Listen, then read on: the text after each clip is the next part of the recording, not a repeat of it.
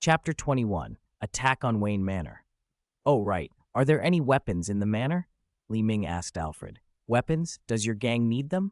Alfred replied. No, Li Ming said. Selena is an important witness to the murder. If word gets out, the mastermind will zero in on her. It's not impossible they'll come knocking. Besides us, only Gordon knows Selena is here. Alfred trusted Gordon's character, even if the detective could be reckless at times. Gordon said he'd find a lawyer he trusts. I haven't met them. And, Alfred added with a weary smile, lawyers in Gotham always make people uneasy. Just to be safe, it's better to be careful. Li Ming had already seen what could happen. During the last attack, Alfred had even been shot. There are a few pistols and a couple of shotguns in the study, Alfred said after thinking a moment. I'll go out and fetch any heavier pieces we have stored. Li Ming hadn't expected Wayne Manor, a place like a fortress, to have so few defensive weapons. The Court of Owls had never bothered to eliminate Bruce, or the Waynes might have been wiped out long ago. So Li Ming drove out and returned with a car full of guns and ammunition. Alfred paid, and Li Ming took whatever he wanted. He had a private motive as well. If there was any chance to take things with him when he left this world, he intended to bring a few useful items along. After they set the weapons up, Li Ming's phone rang. Falcone's name lit the screen. Hello, Carmine. What's wrong? Li Ming answered. Li, my bank was robbed. Falcone's voice sounded heavy. Is this your doing? Trying to pin it on the Penguin? If it were my plan, I'd tell you, Li Ming replied calmly. Why would I destabilize things? Falcone accepted that. He trusted Li Ming nearly as much as his own shadow. Then Maroney did it? There's no sign Penguin ordered it, and Maroney doesn't even know where your bank is, Li Ming said pointedly. Fish? Impossible, Li Ming said flatly. She's been unusually quiet. Besides, she's the obedient sort lately. Falcone snorted. All my lieutenants want my job sometimes. That doesn't mean anything. Li Ming put the phone away, thinking Falcone was being stubborn. Fish Mooney had originally risen with Falcone's backing. If not for him, she'd likely have been dead years ago. Falcone treated her like a daughter and, out of habit or guilt, gave her opportunities. He had softened with age. Li Ming understood that deeply. If Falcone were younger, he'd have dealt with a betrayal like this, with bloodshed. If you hear anything else, tell me, Li Ming said. Falcone hung up and rubbed his tired eyes. A pair of hands reached out and began a gentle massage. Thank you, Lisa, he murmured. Liza's manner was soft and refined, her vintage dress and calm voice giving her an almost aristocratic air. She resembled Falcone's late mother in looks and habits. Since she'd appeared in his life, she'd become a comfort and a refuge. What Falcone didn't know was that Liza was no coincidence. Every detail about her had been arranged by Fish Mooney to get close to Falcone and gather intelligence, much like Penguin's placement by Maroney. Back at the manor, Bruce and Selena had been in the study when Alfred and Li Ming stopped Alfred before he went in. Young master should be heading to class now, Alfred said. What's going on in there? Alfred asked Li Ming, curious. Romance in the air, Li Ming smirked, lifting a camera. He'd been quietly snapping photos. Bruce's first kiss was too priceless not to capture. If I don't blackmail him for at least 80 caddies of kryptonite over this, it'll be a disgrace to my years of candid photography. Alfred scolded him with a look. Lee, you need to abandon that habit. Save one for me, he added, and went on. After some commotion, Bruce and Selena emerged from the study. Before Bruce could ask about the camera, the doorbell rang. Gordon? Bruce guessed. Visitors were rare at Wayne Manor. Gordon was the most frequent. Alfred started for the door, but Li Ming felt something off. Gordon always called ahead. Alfred, he called sharply, remember what I told you. Alfred's face went grave at once. Bruce and Selena stopped talking. Kids, Li Ming said, go upstairs. The kids, Little Bat and Little Cat, were smart. Without asking why, they obediently ran up the stairs. Li Ming followed, grabbed a shotgun, and took cover at the top of the staircase. Alfred slipped a pistol into his waistband and carefully opened the front door. A black woman stood on the porch, blood staining her face and hair. She swayed, barely able to stand. My car went off the road. Please, help me. Please let me in. Alfred moved to support her and guided her into the foyer. From the angle the woman couldn't see, Alfred stiffened. Li Ming's warning had put him on edge, and he'd noticed something wrong immediately. The woman's physique, muscles corded beneath her clothing, was even more formidable than his own. Before he could react further, she lunged to lock him in. Alfred feigned being trapped, his hand sliding to the pistol at his waist. He didn't fire. An ambush implied accomplices, and he was right. Two burly men surged through the door and ran upstairs. The woman's triumphant sneer was brief. Bang! Li Ming's shotgun thundered.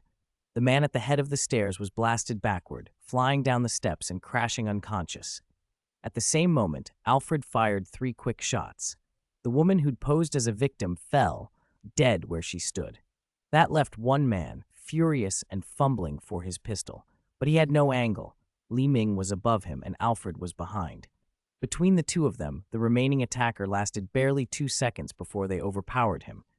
"Thank goodness, you were right to be cautious," Alfred said, breathing hard as he checked the fallen men and secured the house. Li Ming picked up his phone and dialed. "Gordon, come clean this up," he said. "We've got an attempted hit at Wayne Manor." Chapter 22. The Eloping Boy and Girl. I swear I absolutely did not reveal Selina's whereabouts. At Wayne Manor, the police were packing up. Gordon stood with Alfred and Li Ming, insisting solemnly that he hadn't leaked Selina's location. "What about your lawyer friend?" Li Ming asked. "I didn't tell him the witness's name," Gordon said. Li Ming considered for a moment. "Then did he say anything about you?" "He promised not to make my identity public." "Privately?" Li Ming pressed. Gordon hesitated. It was possible. "Damn it." "Well, at least you're okay," Alfred said, letting out a long breath. He looked around and then asked, "Where are Bruce and Selina?" "They went upstairs," Alfred answered. Li Ming's face went cold. "They've been up there so long. Why haven't they come down?" They raced upstairs and tore through every room on the 2nd floor, but the pair were gone. On a table, Li Ming found a note and handed it to Alfred. It read, "Selina and I went to Gotham." "Good news, they left on their own," Li Ming said. "Bad news, they went to Gotham." Alfred's expression tightened. "2 kids. Don't panic," Li Ming tried to reassure him. "Selina grew up in Gotham. She can take care of Bruce. But we need to find them right away." Li Ming agreed. The longer Bruce was out, the higher the risk. Whoever had orchestrated the attack wouldn't stop. There could be a second wave of assassins. He pulled out his phone and made a call. "Carmine, I need help finding someone," he said when Falcone answered. "Who?" "A fence named Brad." "What's going on?" Falcone asked, sensing Li Ming's urgency. "Bruce Wayne went to him," Li Ming said bluntly. "Professional killers are after them. You know how much Bruce means to Gotham." He let the implications hang in the air. If Bruce died, Wayne Enterprises would have no clear heir, federal oversight would follow, and whatever dark things lay tangled in the Wayne Foundation would be exposed. Gotham could fall apart. "Okay, I'll contact him now," Falcone said. "When you find Brad, don't tip him off. Just give me the location." Li Ming thanked him, but when Falcone offered to send one of his men, Sass, to assist, Li Ming declined. Most people assumed the assassins had been hired by Lovecraft and that Dent had leaked Selina's location to flush out whoever was pulling the strings. Li Ming knew otherwise. The Court of Owls had sent the hitman to eliminate the eyewitness Selina and to take out Lovecraft as well. He couldn't let Falcone's people walk into a direct confrontation with the court. If the court made contact with Falcone, Li Ming's own identity would be compromised. He refused the help. After Li Ming hung up, Alfred asked, "Who did you call? Can he help?" "Falcone." Alfred blinked. He knew the name, Gotham's Godfather, and seeing Li Ming nod, he muttered, "So you're running in those circles now." They didn't waste time. After a quick word with Gordon, who was going to look into whether Dent had leaked anything and to try to find Lovecraft themselves, Li Ming and Alfred headed straight to Gotham. Li Ming didn't tell Gordon the whole story. How? The last time Gordon chased leads on Lovecraft, assailants had come to silence him and even used Gordon's own service weapon in the fracas. It had been Gordon's gullibility that got him into trouble, and Li Ming meant to teach him a lesson later. For now, Gordon wasn't in mortal danger, and there were more pressing matters. "Where are we going? Straight to the fence?" Alfred grumbled as he drove. "I think Selina took Bruce to a street kids' flea market," Li Ming said. "We'll check there."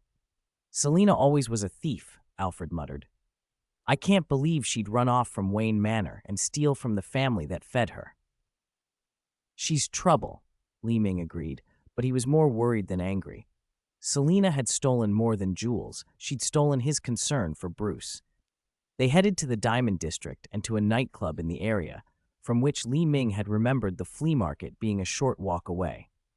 In a narrow alley, he found Peter, the brown-haired street kid who had once helped Li Ming deliver a box to Falcone. "Sir," Peter said, running up. "Where's your flea market?" Li Ming asked. "It's a little farther from here," Peter said, and gave them an address. Li Ming slipped him 10 $10 bills, patted his shoulder, and left. He couldn't show too much money around. Peter had been useful, and Li Ming needed to make sure the boy stayed safe. They reached the so-called market, really an abandoned auditorium, past noon. "Don't go through the main entrance," Li Ming warned as Alfred prepared to walk in. "It'll be full of street kids. We'd stick out, and if the assassins are here, we'd risk exposing them." He pointed to a second-floor window with the glass long gone. They climbed in that way and crept down. The hall was packed with children hawking trinkets and battered clothes. Alfred's sharp eyes picked out a familiar figure. "There! Over there!" Alfred whispered, pointing. Li Ming followed his gesture and relaxed when he saw them. Bruce and Selina, together, and apparently fine. He let out a low whistle. Selina was browsing, pulling items and holding them up against Bruce as if she were picking outfits. "She's buying matching clothes for him," Li Ming said with a soft laugh. Alfred shot him a look, equal parts exasperation and amusement, then frowned. "Wait, you even brought a camera." Chapter 23, Bruce's Gotham Day Trip. Click. Li Ming found the right angle and took several photos. "This is Bruce's first time going out without you two, isn't it?" Alfred nodded. "So of course we have to take some pictures to mark the occasion." "Let them play a bit longer. This is Bruce's first date, after all." Alfred was persuaded. Bruce didn't seem to be in any immediate danger, and Alfred was glad the young master was getting to see more of the world outside the manor. The usual. "Okay, I'll print a copy for you."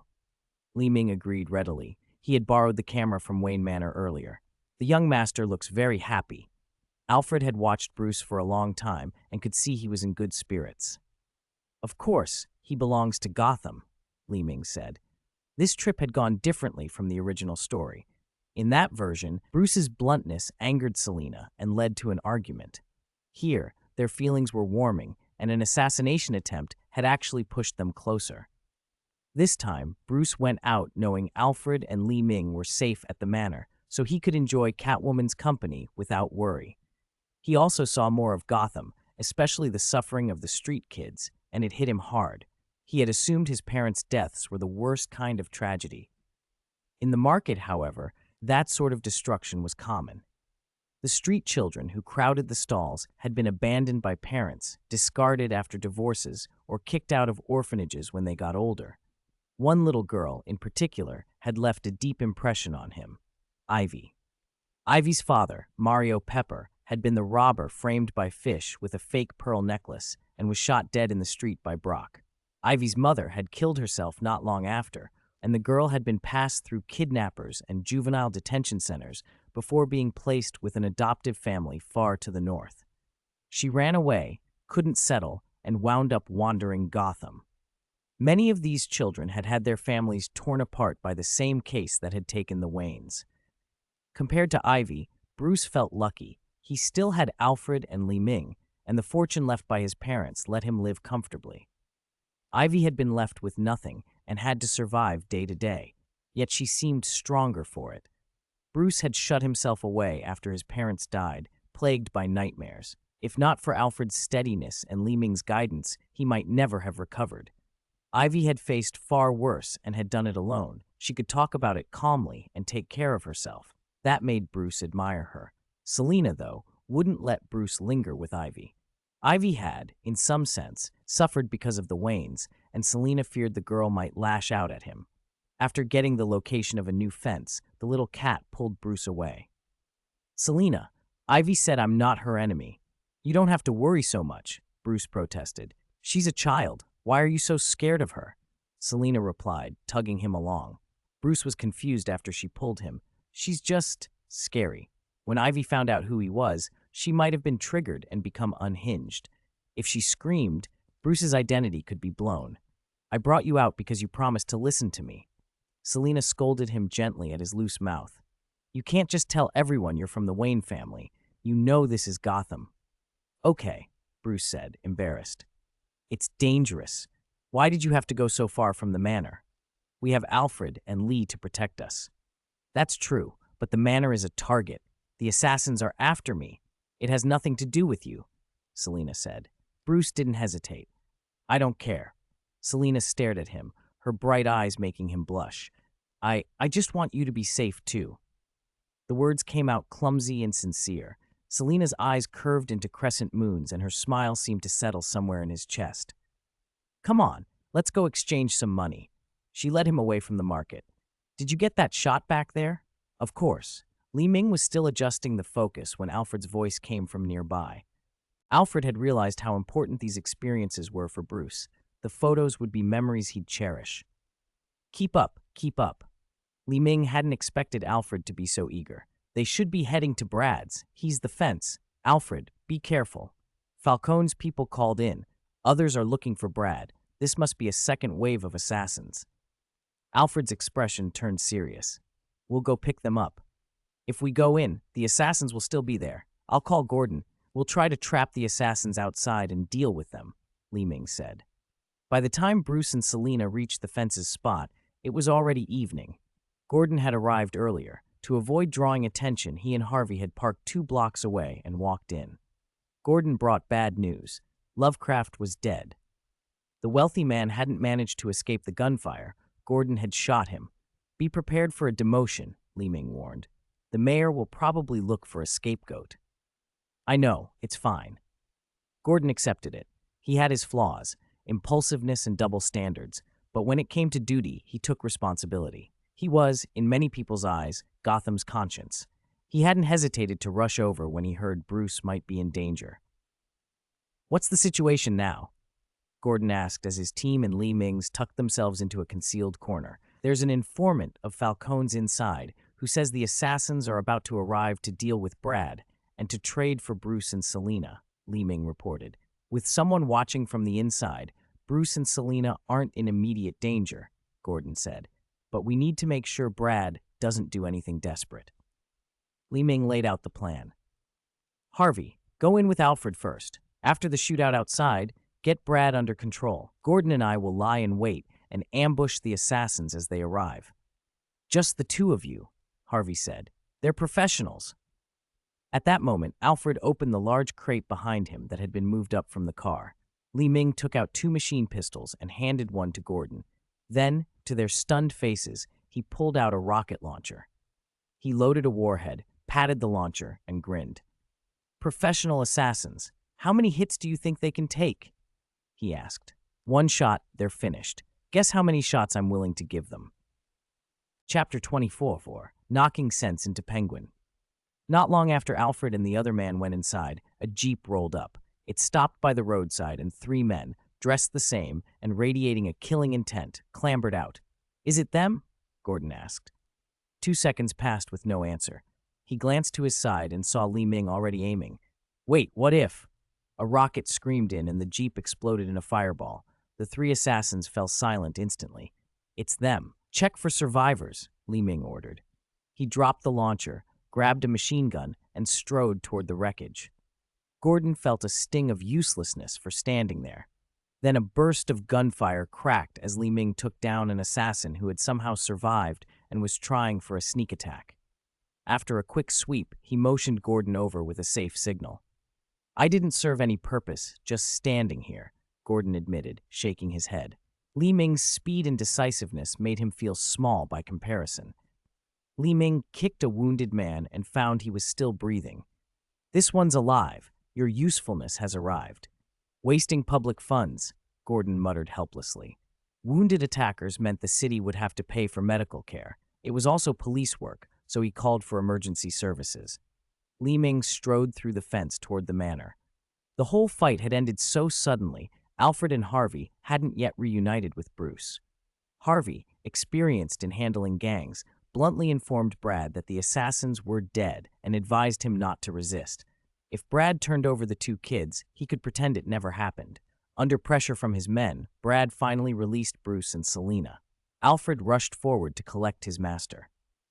As Bruce stepped out of where he'd been held, he spotted Alfred immediately. Relief flooded both their faces. After the day's terror, Bruce even found himself craving Alfred's waffles. "Are you all right?" Alfred asked. "Fine," Bruce said. "And you, Alfred?" Alfred studied him closely. When he was sure Bruce was uninjured, he exhaled. "Young Master Bruce, you scared me to death."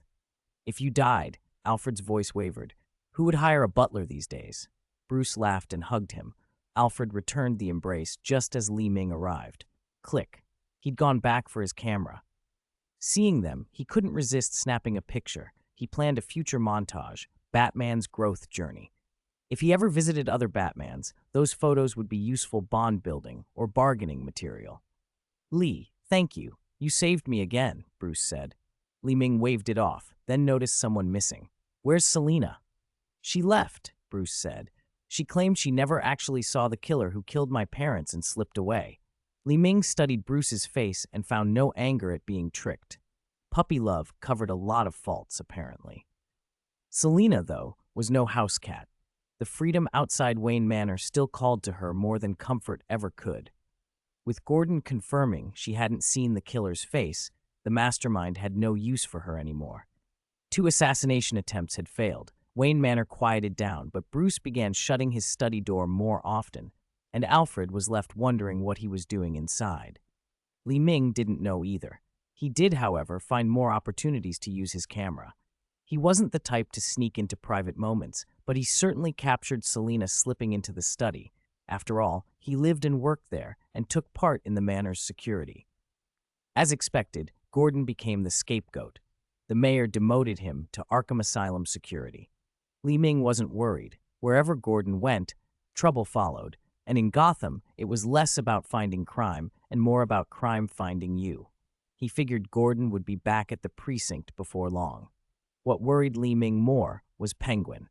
On the last 2 calls, Penguin's tone had been oddly flippant. Not disrespect toward Li Ming, but a growing contempt for Maroni and others.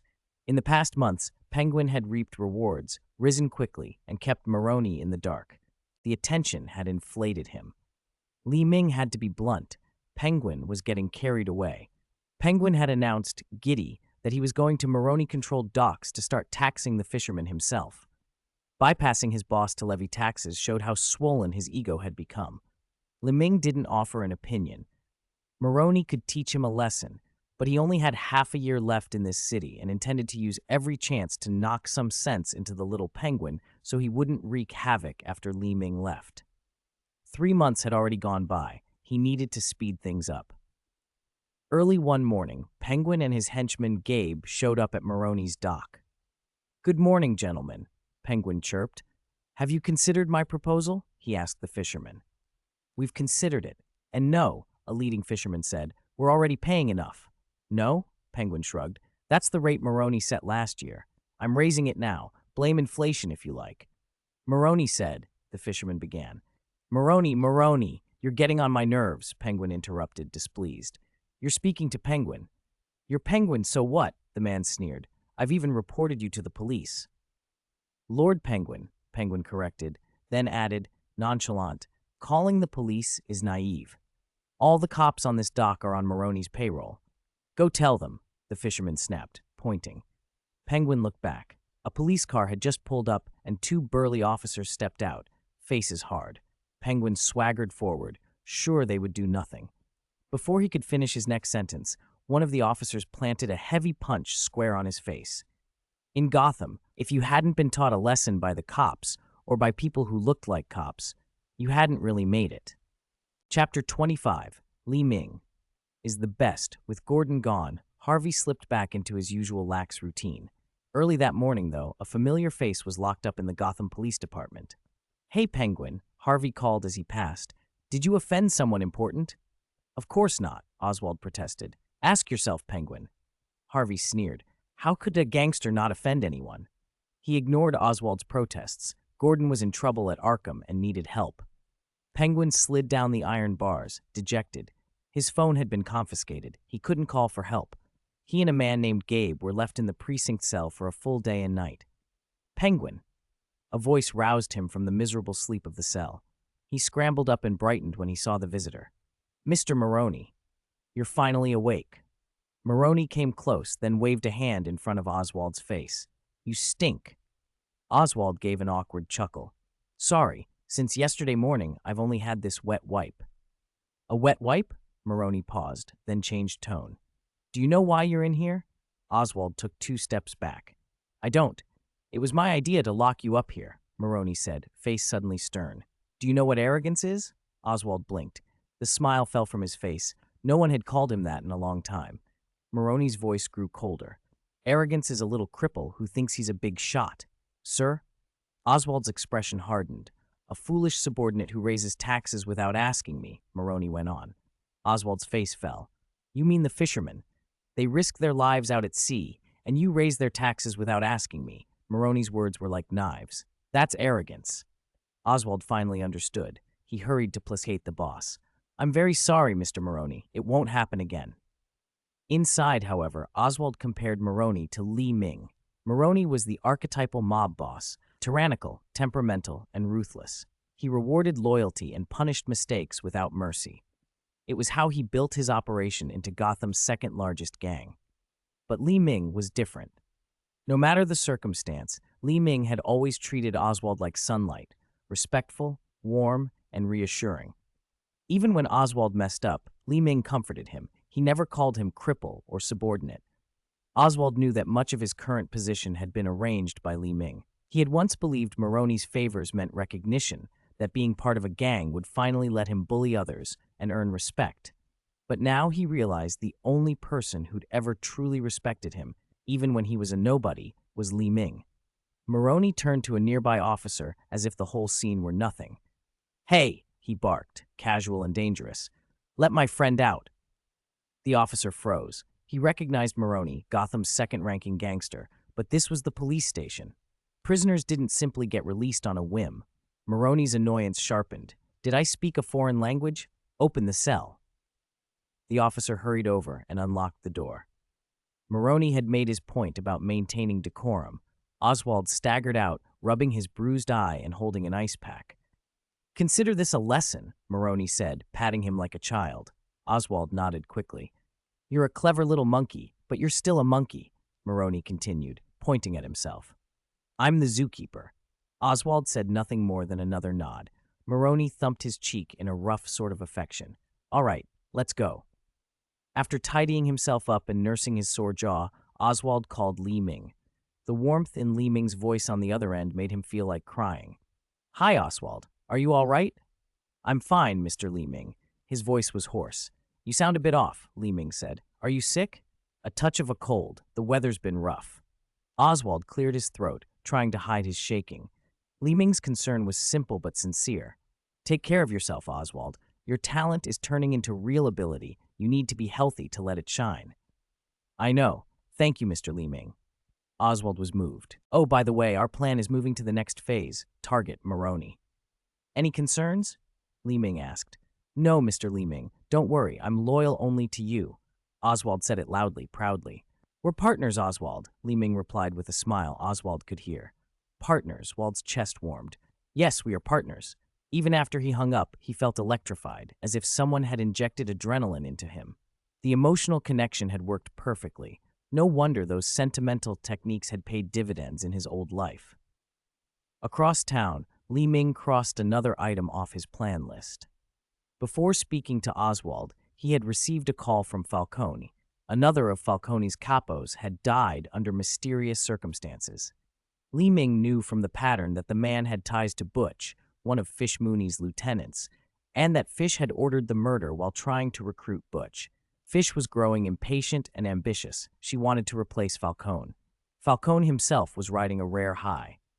Liza, at his side, had made him feel new again. She had told him she wanted to stay with him for life. That morning, after seeing Liza off, Falcone returned to business when his phone rang. Ring, ring, he answered. A distorted male voice hissed through the line. Mr. Falcone, your woman Liza is in my hands. Dear readers, the update is in my hands. Please give your favorites and votes, okay? I distinctly remember setting up automatic updates. Chapter 26, Falcone's Day of Tribulation. Mr. Falcone, your woman Liza is in my hands. Do you still want to see her? Falcone's pulse went cold. He answered without hesitation. Of course. On the other end of the line, Liza's frightened pleas leaked through the phone like distant blows. Something was hitting her. Falcone felt his chest tighten. An intermediary will contact you soon, the voice said. Don't harm her. She's just an ordinary person. By the time Falcone could ask more, the call cut off. He pressed his palms to his mouth and frowned. The old overlord of Gotham looked suddenly smaller. He collected himself, pulled out his phone, and dialed. Lord Falcone, is everything all right? Li Ming answered, voice careful. Liza's been kidnapped, Falcone said low.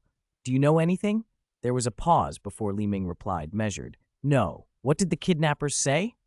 They said an intermediary will contact me to negotiate. Li Ming's tone turned sharp with caution.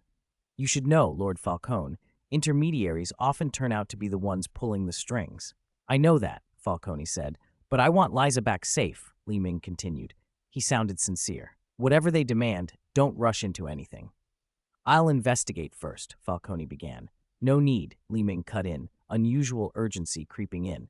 If even I, with my connections, don't have any leads, it's likely the radical wing of the Court of Owls. If they're involved, any investigation now will only make things worse. Falcone's voice went quieter, edged with pain. It's my responsibility that you didn't complete your mission. If the court blames you, I can still pull strings to protect you, Li Ming offered. But after this, no more contact, for your safety and mine. Falcone listened, the words sinking in. Li Ming had long planned to groom Penguin and, at a desperate moment, reveal certain truths to win Falcone's trust and position himself for a shift in power. Now Li Ming's apparent lack of knowledge about the kidnapping ruined that plan. Falcone's mood darkened. If Liza's life wasn't at stake, he had the resources to eliminate anyone who threatened him. But she meant more than all his schemes. I'll consider it, he said, and they ended the call. Li Ming's unwillingness or inability to help suggested deep, dangerous forces were at work. Falcone tasted defeat. Hours later, the intermediary finally called. Carmine, someone told me about your Liza, the voice said. You're the one arranging this? Falcone asked. A second voice, surprised and strained, answered, I didn't expect it to be you, Carmine. It cracked into a more familiar name. Fish? Fish Mooney's reply was defensive. I'm just an intermediary. I want to help. She sounded flustered. If Liza weren't truly important to Falcone, Fish's gamble could ruin her. All right, Falcone said slowly. Be honest. Fish stopped resisting. It was me. Falcone's voice carried the weight of years.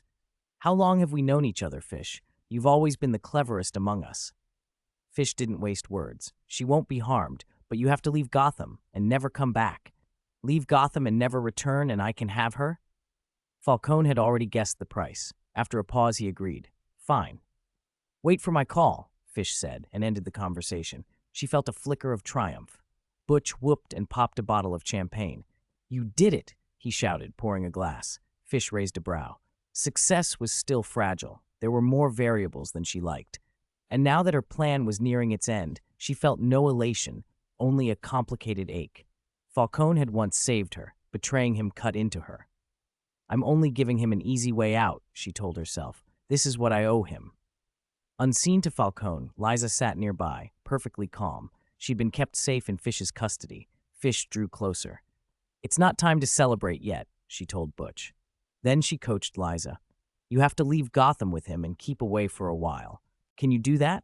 Of course, Liza answered without hesitation. She had come to care for Falcone too. Whatever you feel for him, don't tell him the truth, Fish warned, voice sharp. Not a single word. Liza nodded. I understand. Back in his parlor, Falcone sat slumped on the sofa, glass of wine in hand. The blows of the day had left him shaken. The woman he loved taken, a trusted lieutenant betrayed. He felt his age, the slow erosion of power, and an unfamiliar thought crept in. Maybe stepping down would be better. Sir, let me handle it, Victor, the bald, handsome man who stood behind him, offered. No, Falcone said. Victor blinked. This wasn't the Falcone he knew. If Fish and the others, he began. No, Falcone interrupted. He let out a bitter laugh. If everyone wants me to step down, perhaps it's time. They want me to live quietly in the countryside with Liza. A small house, peace, maybe that's not so bad. He turned the red flower Liza had given him over in his hand. I'm willing. Victor had no answer and retreated, embarrassed. The room fell into a thick silence. After a while, Falcone muttered, Quiet, young man. Stop sighing like that. Victor shuffled away, worry creasing his brow. Then a henchman announced an unexpected visitor. Victor's expression changed. He hurried to the door. The newcomer was Oswald Cobblepot, Penguin. Penguin entered without fear, eyes locked on the older man. Victor watched him closely, and for the first time that day, smiled. He knew something had shifted. Falcone's plans to walk away quietly might just be interrupted. Chapter 27. Penguin digs his own grave again. Mr. Falcone, I came at Li Ming's request. He said you weren't answering his calls, so he sent me. Penguin stood before Falcone and stated his purpose. Falcone waved a hand. If you're here to persuade me, don't bother. Penguin didn't waste time. Li Ming's investigation uncovered the truth. You may not want to hear it. Speak. Falcone had already been through too much today. Nothing could surprise him anymore. Liza was planted by Fish. Falcone sat up straight, listening. She's Fish Mooney's. It's a trap. She found a girl who resembled your mother and trained her. Smack! Falcone erupted and slapped Penguin. No, impossible. He couldn't accept that the love he'd carried all these years had been used against him. Li Ming fabricated this to trick me and sent you here to lie, Falcone demanded, desperate for Penguin to confess it was a lie. Mr. Li Ming asked me to ask you, when has he ever lied to you? Penguin wiped blood from his lip.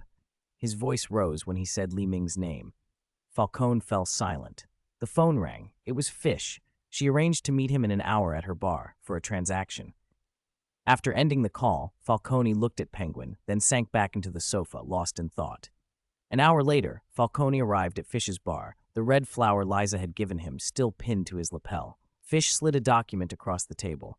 Sign this, hand over control of the family, and the two of you can leave together.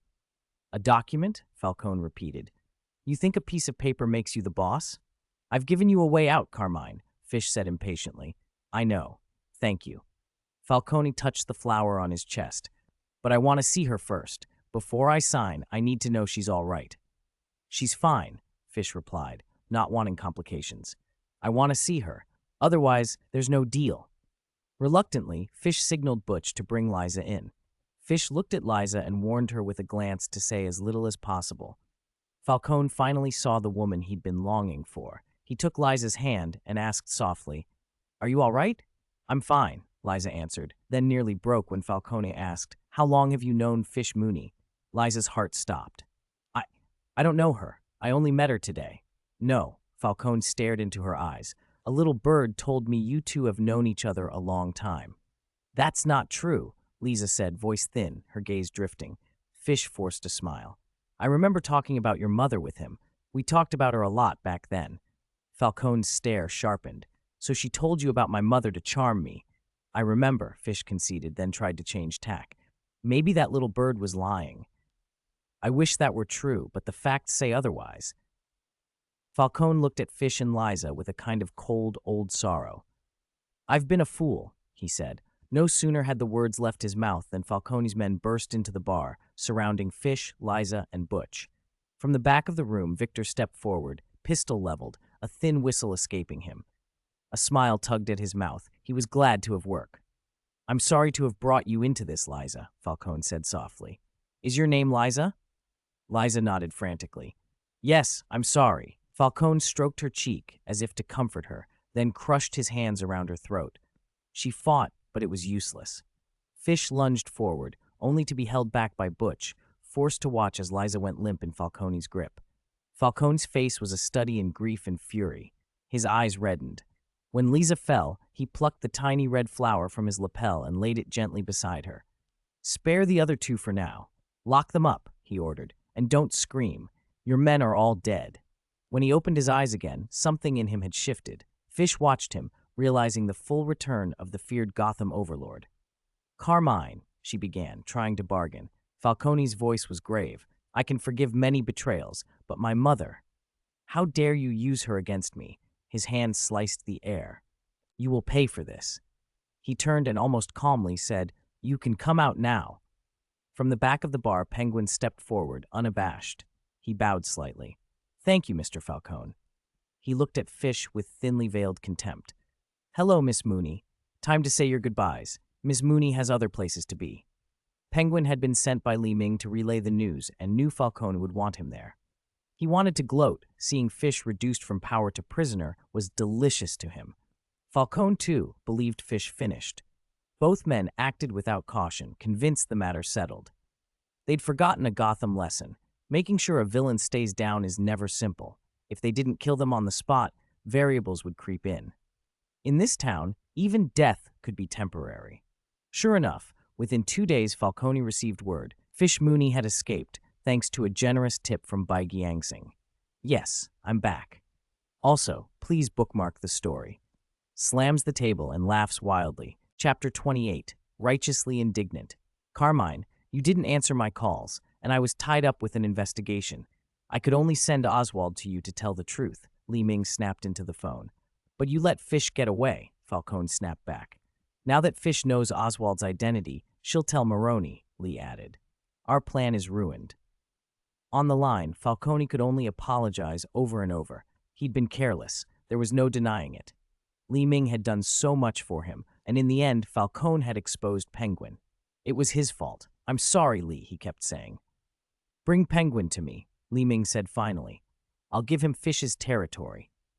As for Maroni, I'll find a way to deal with him. Falcone proposed the only practical solution he could see. Penguin could no longer stay with Maroni. Whether Fish had already blurted out his name or not, Oswald wouldn't dare return to Maroni's side after learning she'd escaped. There was a long silence on Li Ming's end, then a reluctant assent. It's the only way. If Maroni can't kill him, you must keep things stable here. But next time, you must run everything by me. Even if you ever think of retiring, Carmine, Li Ming added, voice sharp, I'd rather the territory go to me than to anyone else. All right. Falcone tried to soothe him. They cut the call, and Falcone exhaled. In the end, Li Ming wanted him to succeed. He was too valuable an ally to lose. After that call, Li Ming dialed Oswald. The phone rang once before Penguin answered, breathless. Sir Li Ming. Li Ming didn't waste time. Oswald, why couldn't you resist? Why did you have to flaunt yourself to Fish? Oswald's voice collapsed into apology. He knew he'd blown it. He'd expected to be scolded. I'm sorry, Sir Li Ming. I got carried away. It's my fault. Li Ming's response surprised him. Instead of the harsh words Oswald dreaded, Li Ming softened. I understand, Oswald. If you claw your way up and then keep quiet about it, it's got to feel empty. But this has disrupted my plans. I don't blame you, Li Ming went on. Just be more careful next time. Penguin felt like crying. Sir Li Ming, kind, measured, was still Sir Li Ming. Thank you, Sir Li Ming, he sobbed. What should I do? Don't go back to Maroni, Li Ming ordered. I've talked with Falcone. I've secured Fish's territory for you.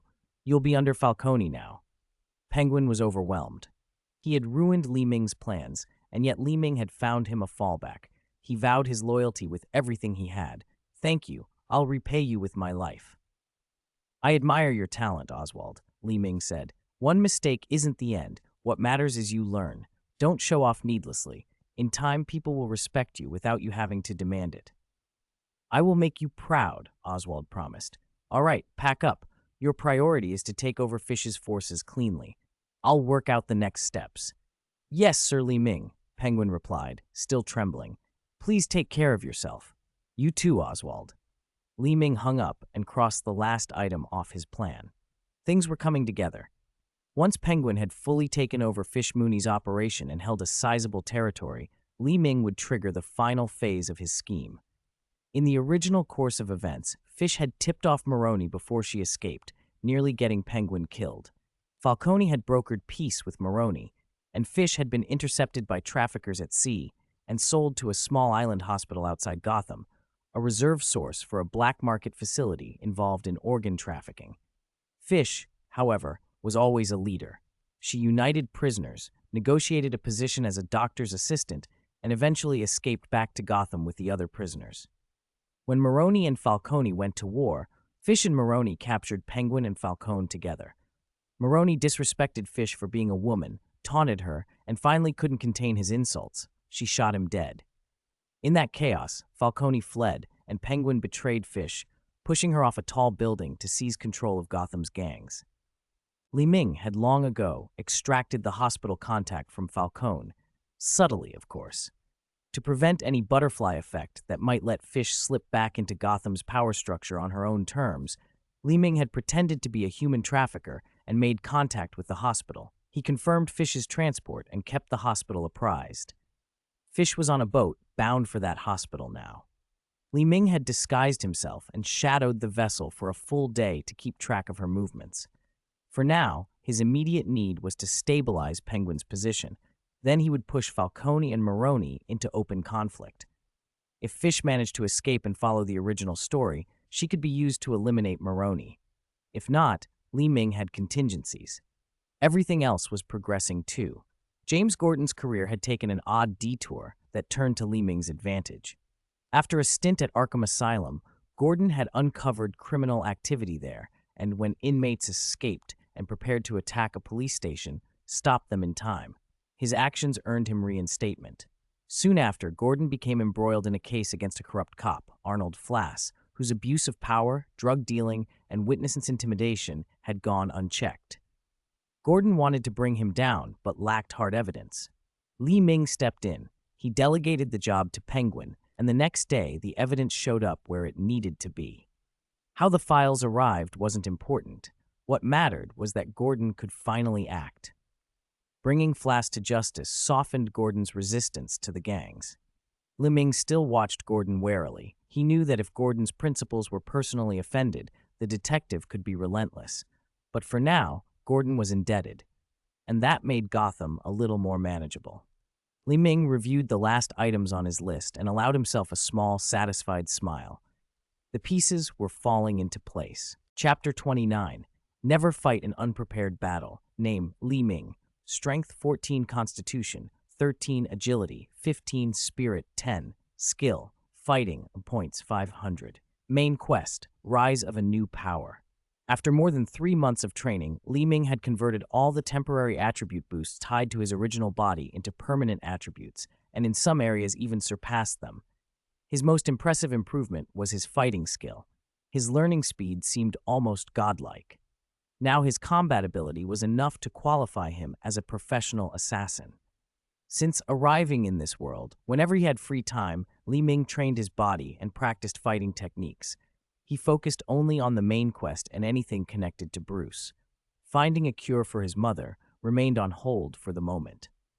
Alfred had checked Wayne Enterprises' publicly available research records and found nothing related to cancer treatment, so Ming put his hopes on returning to his own space or the next world. Perhaps he could trade or acquire the needed medicine there.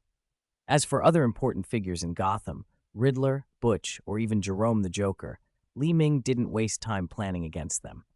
He knew all the plans he might make now would only matter in the future. Training himself, however, increased his chance of surviving until then. If he couldn't even survive to return to Gotham, what would all the plans be worth? Bruce, how was the shareholders' meeting? Ming asked. Ever since discovering how deeply Wayne Enterprises was involved in criminal activity, Bruce had been determined to find evidence and bring the culprits to justice through legal channels.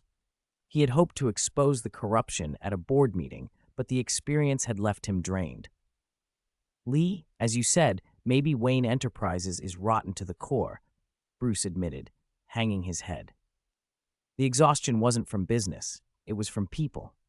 I suspect more than 2/3 of management are tied up in criminal activities, he said. So, following your advice, I pretended to be taken in by that biologist Stan, and now I've removed myself from their suspicions. Ming patted Bruce's shoulder. Good. When we're still building up, we shouldn't pick fights we're not ready for. In the original timeline, Bruce, after spending too much time with Gordon, had grown reckless.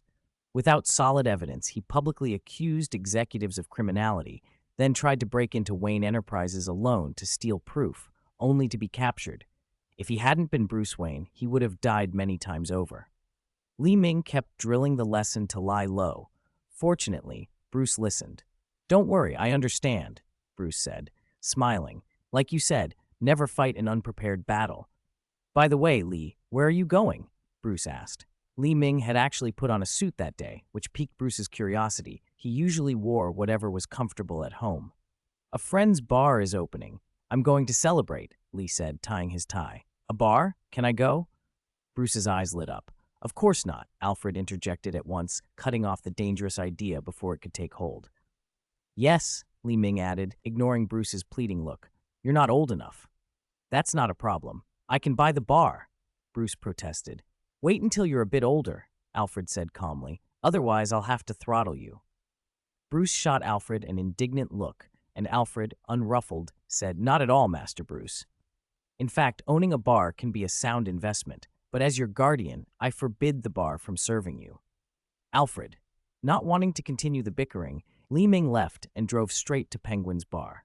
The place had once belonged to Fish, but it had reopened under Falcone's full backing. Unlike the rundown scene in the original timeline, everyone now knew Penguin was Falcone's favored rising star. Gang bosses, big and small, came to pay their respects. There were certainly those who disliked Oswald, but most of his rivals with the power to challenge him, aside from Maroney, had already been dealt with by Fish's earlier maneuvers. Fish had laid the groundwork for a rise to power. Now all of it benefited Penguin. Mr. Li Ming? Oswald kept glancing toward the door, and seeing Li Ming arrive, hurried over to greet him. I didn't expect you to come. It's an honor, he said, rubbing his hands and ushering Li Ming into the most important seat. The surrounding gang members whispered in groups, stunned by the deference. He looks like a boxer. I've seen him before. A boxer can make Penguin act like this? He must be something else. Gotham's changing too fast. Li Ming ignored the speculation and sat in the main seat without ceremony. He planned to stay behind the scenes for the most part, but occasionally showing his face helped build influence. Mr. Li Ming, this is my mother, Oswald said, pointing to an elegantly dressed older woman sitting at the table. Mother, this is Mr. Li Ming, my partner. Oswald hesitated on the word, feeling awkward calling himself a gangster in front of his mother. He'd never told her about that life. I am Oswald's partner, Li Ming said before he could falter. Oswald warmed at that. His mother extended her hand with a smile. It's a pleasure to meet a friend of Oswald's. Such a handsome one, too, she said. I'm Gertrude Kappelput. It's a pleasure to meet you, Mrs. Kappelput, Li Ming said, taking her hand and lightly kissing the back of it. Seeing his guest treat his mother with such respect made Oswald beam. Little Oswald told me this bar was opened with Mr. Li Ming's funding. I'm so grateful, Mrs. Kappelput added. Li Ming deflected the praise. This is mainly Oswald's doing. He earned it. The two most important people to Oswald were getting along well, and he was happier than he'd been in years. After he escorted his mother home, Oswald returned to Li Ming with deep gratitude. Mr. Li Ming, thank you for covering for me in front of my mother. No need. Isn't making your family's life better why you work hard? Oswald nodded vigorously. I've already thought of the next step in the plan. Good, Li Ming said, pleased with Oswald's determination. After you stabilize your territory. Mr. Li Ming, rest assured, I will see your plan through, even if it costs me my life. Oswald interrupted, brimming with zeal. Li Ming was satisfied with his fighting spirit, and the night ended with Penguin more confident than ever. Chapter 30. Assassinating Maroney. Another month had passed since the Penguin's bar opened, and Gotham looked much the same. Li Ming kept up his daily training, and Bruce joined him sometimes, though more often Bruce was holed up in the study going through stacks of files. Gordon remained Gordon, catching criminals and taking the blame. Falcone and Maroney had shaken hands and made peace again. To keep Maroney from going after the Penguin, Falcone had sacrificed a high-ranking judge from the Gotham courts. It was surreal. In present-day Gotham, the gangs really did hold absolute sway. On that day, the Penguin met Connor, Falcone's second-ranked hitman, at the bar. The Penguin wasted no time. You and your men are the best in Gotham, he said, flattering Connor at once. Your job on Councilman Klein was a masterpiece. Connor, wearing a baseball cap and an expression that rarely softened, relaxed a little. Thanks. What do you want? I want you to assassinate Maroney and all his deputies. Connor blinked. Killing Maroney wasn't a small favor. Are you joking? I'm serious. The Penguin nodded. Did Falcone agree? Connor knew such a job would need Falcone's say-so. He'll agree, Penguin said, but only after it's done. Connor understood at once this was the Penguin's plan, not Falcone's. Then forget it. Connor started to leave. Penguin's single line stopped him. So you like being number two? What do you mean? Victor's ass has Falcone's favor, Penguin said, his thin smile sliding back into place. Don't you want his privileges? Don't you want to be the one at Falcone's side? How? Lay the corpse of Falcone's archenemy at his feet, and you'll rise. Penguin's idea was brazen. Connor looked at him and laughed. You're mad. All right, come by the bar tomorrow and we'll talk details. Gotham had no shortage of madmen. They parted for the night. The next day, at the bar, Penguin checked with Butch. Are the things in place? Butch, Fish Mooney's most loyal enforcer, recently brainwashed, reported in a flat voice. Yes, the pistol is under the bar. The machine gun is behind the jukebox. Fish had escaped once, but Falcone had recaptured him and handed him to Victor for hypnotic treatment. Now Butch obeyed only the Penguin. Ming had a hand in that. The Penguin had told Butch just enough to make him loyal. But boss, Butch asked, cautious, how can you be sure Maroni will go to that restaurant today? His movements are always private. Penguin tossed a folded paper across the counter. The headline read, Serial Killer Tommy Burns, released early today. Remember that Judge Falcone gave Maroni? Penguin said. I visited him. He thought the judge was Maroni's doing, so he used his influence to get Tommy Burns released early. Maroni always celebrates big events at this place. Tommy's a good brother to him. Maroni will go to greet him. But why do you want to kill Maroni? Butch asked. Ask me that again tonight, Penguin replied, smiling cryptically. Connor arrived at the bar and left quickly. Everything Penguin had arranged for him was ready. All he had to do was pull the trigger. It was a triumphant day for Maroni. His friend Tommy Burns had been sprung early from prison.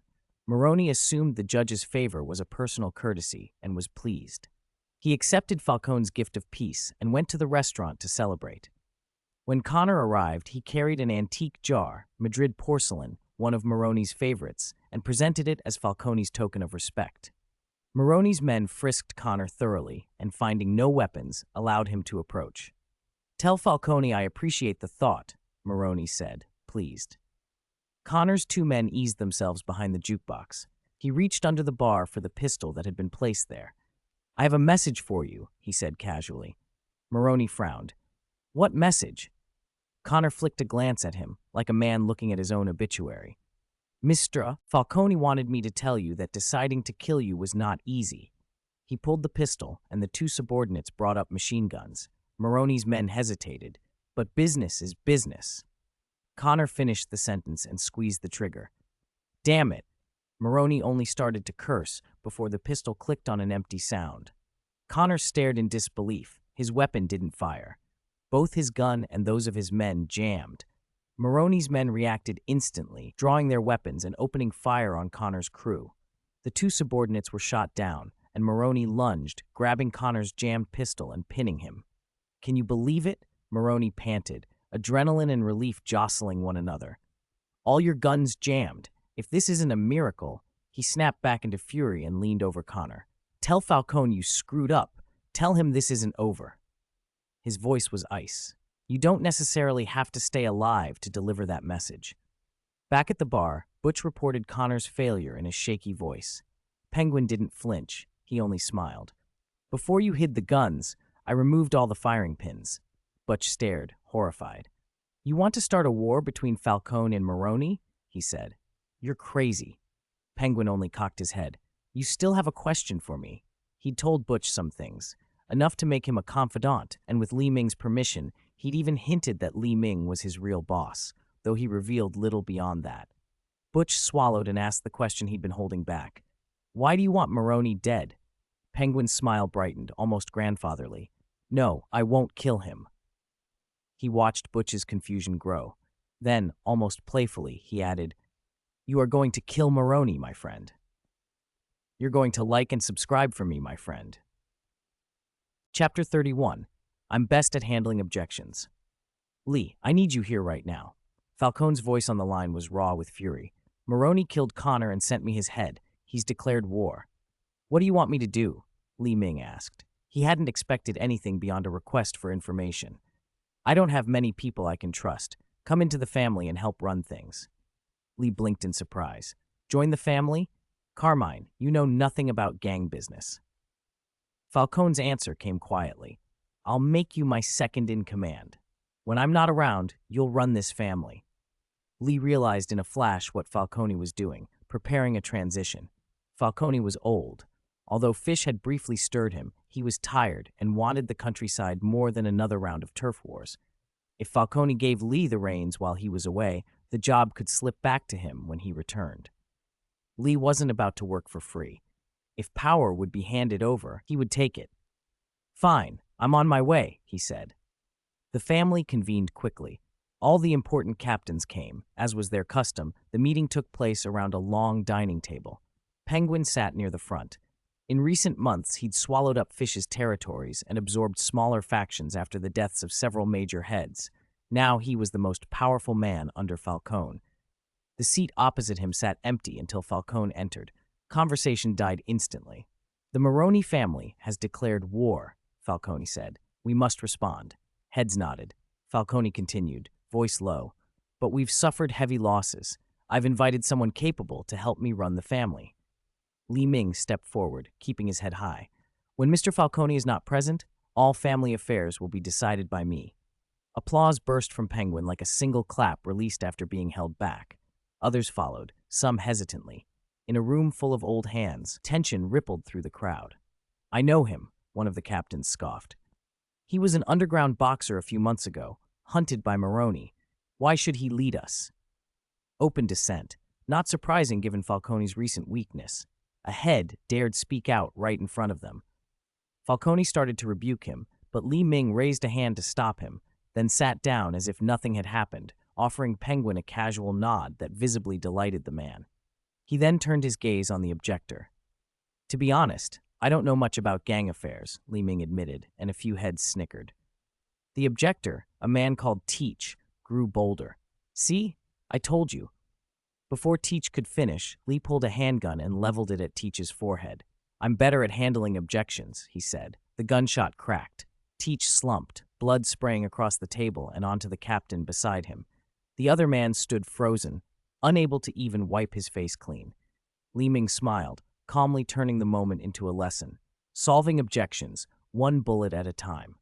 He picked up a napkin, wiped the blood from the stunned captain's cheek as if attending a minor spill. The touch made the man tremble. Don't worry, next time, don't get too close to idiots like him, Ming said, the implication hanging in the air. Then, deliberately, he asked, You don't have an objection, do you? The captain shook his head vigorously. One by one, the others followed, denying any opposition. With the threat made plain, compliance flowed easily. Lee put his gun away. Like I said, I don't know everything about this life. The old captains smiled false smiles. Their respect was bought, not given. But don't worry, Lai added. Oswald is my man. He's competent. I'll leave most of the day-to-day to him. All eyes turned to Penguin. Some of the sharper men watched Falcone's face. Penguin looked honored and flattered. Falcone merely nodded. The room's power balance shifted in a blink. The family believed Penguin had been Falcone's new protege. Now they learned he had a boss of his own. Lee noted Falcone's expression and saw nothing amiss. Falcone thought he had found a reliable frontman. Lee had already found one for himself. Once power and responsibilities landed with Penguin, they would be far from Falcone's direct control. If Falcone later realized what had happened and tried to take it back, Lee had contingencies ready. He left the meeting with the room subdued and the family aligned under a new, quieter authority. Chapter 32, Catching a Turtle in a Jar. Lock Falcone's men in one cell. Moroni's men go in the other. The Gotham Police Department was a madhouse. Gang members filled the halls, arrested, angry, and dangerous. Half a month ago, Moroni had started the war, hitting 3 of Falcone's properties in a single day. Falcone had answered in kind, and now both families were tearing the city apart. Gunfire and bodies littered the streets. Even the city's officials found themselves vulnerable. Inside the station, prisoners from the two sides frothed at one another, and the officers were running ragged trying to keep them separated. Gordon had barely finished a circus murder case when he was pulled into an emergency. His superior wanted the gang unrest ended fast.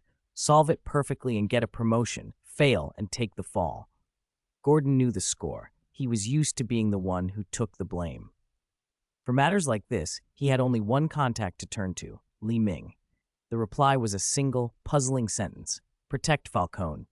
The station was noisy, and Gordon thought he'd misheard the first time. When he heard it clearly the second, he was baffled. Falcone was a crime boss. Why would Ming tell him, a small-time cop, to protect him? "Gordon!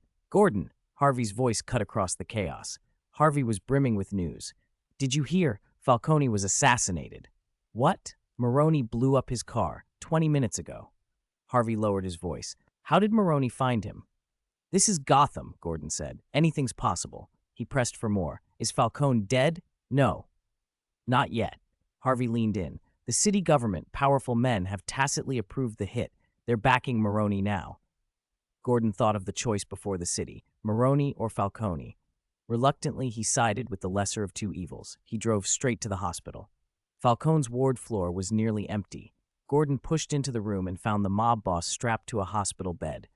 Falcone's relief at seeing him was obvious. "Gordon," Falcone breathed. "Thank God. I didn't think anyone would come." Gordon had never been afraid of being unpopular.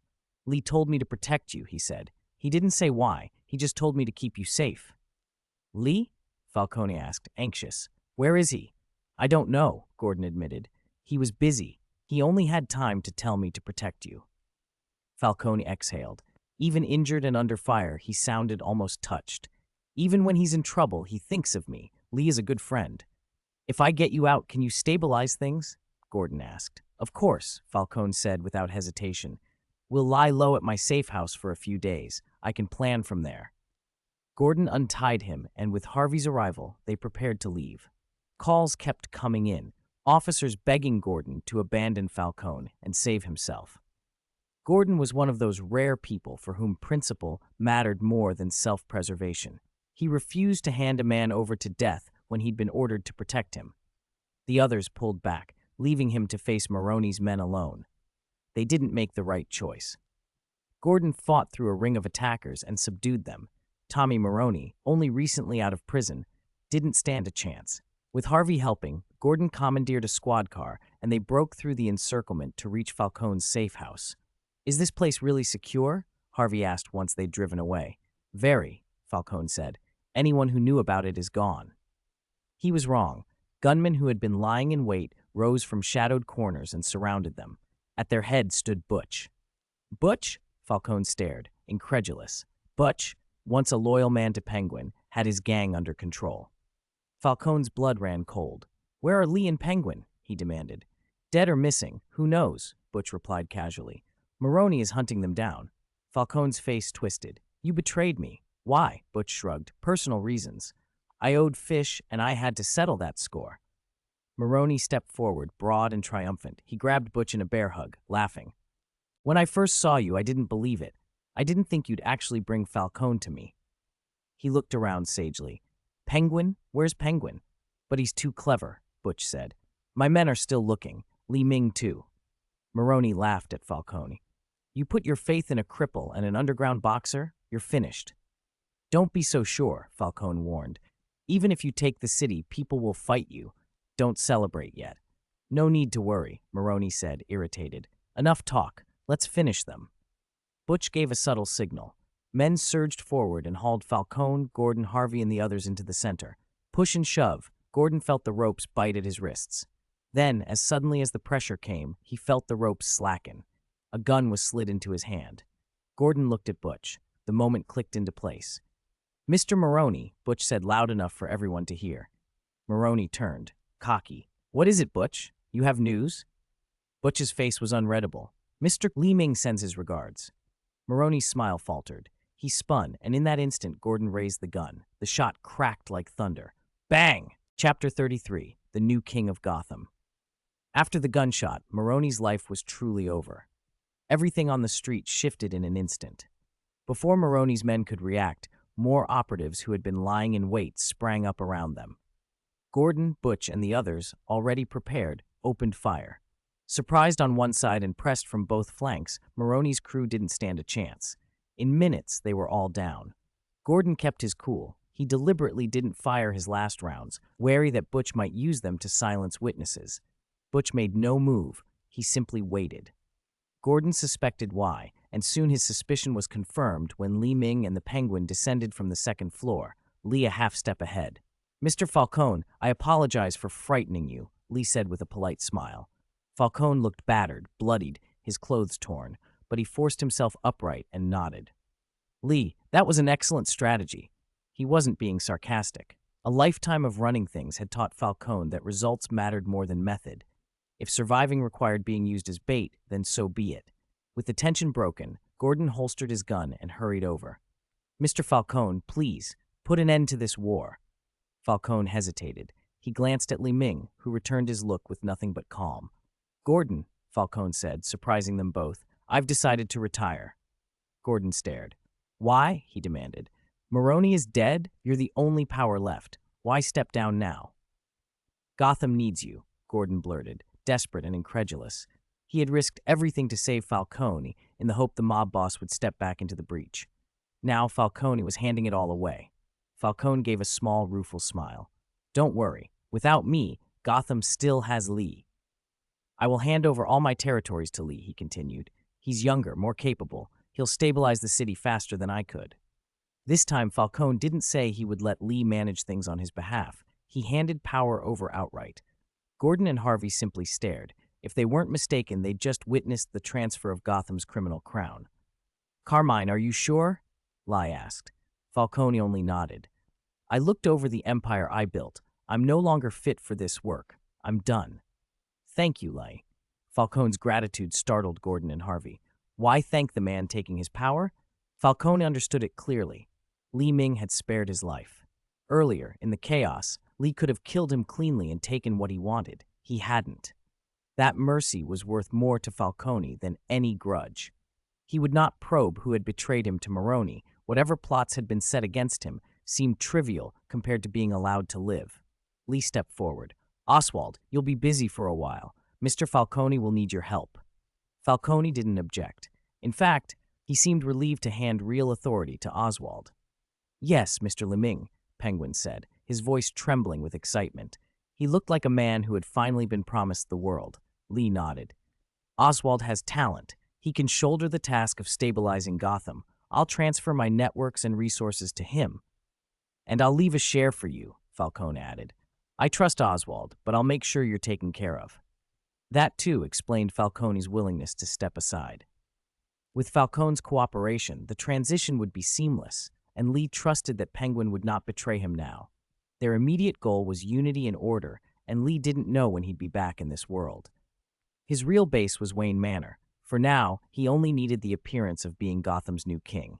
Let Penguin run the show in public. The deeper work could wait. "Oswald," Li said, "since Mr. Falcone is retiring, the organization needs a new name." Falcone nodded consent. Mr. Li Ming understood. "What name do you propose?" Li considered for a moment. "Since it's meant to unify Gotham, call it the Gotham Gang." Penguin practically exploded with eagerness. "Yes, Mr. Li Ming. I understand. I'll do my best." Li suspected Penguin had mistaken formality for empowerment, but he didn't correct him. He was pleased to see initiative. "Maroney is dead," Falcone said as they walked side by side. "Annexing his territory will be easy now. Gotham's officials will be more willing to accept a united force. Once things settle, I'll go south and live in seclusion." When they reached a quieter spot, Falcone asked the question that had been worrying him most. "Li, are you really a member of the Court of Owls?" Li's face didn't change. "Yes." Falcone gave a faint, almost bitter smile. "I once thought the court wanted to destroy Gotham because the city was out of hand. But the more I thought, the more I realized they don't want destruction so much as control." "So is the Gotham Gang controlled by the Court of Owls?" Falcone pressed. Li didn't answer directly. He pointed to Maroney's body lying a short distance away and said, "Carmine, tell me, what's the difference to me between the Court of Owls and Maroney?" "The court is more hidden?" Falcone guessed. Li shook his head. "No, to me there's no difference. Their survival is simply a matter of when I choose to end it." Chapter 34, Batman's Life. Mentor Li Ming wasn't bragging. If this had been the Court of Owls from the comics, he never would have said such a thing.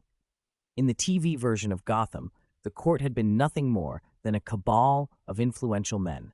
No mystic mastery, no undead assassins. After he consolidated power in the city's underworld, Li Ming could have arranged for every court member to die in accidents within a day. He simply chose not to. Ra's al Ghul was behind the court, and Li Ming had no interest in drawing him out so soon. Besides, the Court of Owls was a training ground for Bruce, not something Li Ming needed to take away from him. The handover from Gotham's old overlords to its new one happened remarkably smoothly. With Falcone supervising in name, the Gotham gang expanded across the city. Rival gangs, large and small, either submitted or were cut out. Loyalty didn't exist in that world. After Maroni's death, the publicized gang war fizzled. Penguin, Oswald, took the Gotham gang's banner and swept through territories with almost no resistance. When the turf war ended, James Gordon should have been lauded for helping restore order, but he had defied a superior's orders at the hospital and was nearly forced out of the force. Only when Li Ming intervened did Gordon get the promotion he wanted. The police chief was Falcone's man. With Falcone now allied to Li Ming, the department effectively fell in line. When Li Ming spoke, others listened. "It's incredible," Bruce said one afternoon in the drawing room at Wayne Manor, folding the morning paper as he read the headlines. "Even though the Gotham gang is larger, crime is down and public order has actually improved. How did you manage it, Li?" Li Ming set his teacup down and smiled. "If you want to control gangs, you have to understand what people in gangs want." Bruce thought for a moment. "Power? And what do they use power for?" Li pressed. "Pleasure?" Bruce guessed, still fumbling. "Money. It's money." Li let out a soft laugh. For someone who'd never known what it was to lack wealth, Bruce's difficulty understanding the centrality of money was almost endearing. "The fights between gangs are over territory," Li explained. "Territory exists so they can make money. If you stop the fights, if you assign territories and steady the flow of income, most of them will keep working rather than risk their lives for a little more." "There will always be ambitious people," Bruce objected. "What about them?" "Some will surrender when the boss changes. The rest get eliminated," Li said bluntly. "The Gotham gang now has a system: taxation for civilians, allocated businesses, clear distribution of profits. If you can pay your people reliably, few are willing to gamble everything for a bit more." Li went on to describe the structure he'd put in place. Each crew managed its assigned district. Predictable income streams replaced chaotic turf grabs, and internal rules forbade robbery, murder, and human trafficking against civilians. In return, crews policed their neighborhoods against independent robbers and thugs. It was a pragmatic pact. Civilians paid a hidden price, but their safety improved. The police were relieved, the economy stabilized, and the violence that tore the city apart eased. "Of course," Li conceded, "not every criminal activity can be stamped out. Some must remain to keep the enterprise afloat. It's a compromise. Maybe not moral in the abstract, but it's the best solution for Gotham under the current conditions." Bruce listened, absorbing every word. Having learned the depth of Wayne Enterprises' own compromises, he no longer judged Li with the purity he once might have. He compared Li's strategy to corporate management and found it eerily familiar. "You've turned the gangs into a company," he said, eyes bright. "A structure and incentives." Li nodded.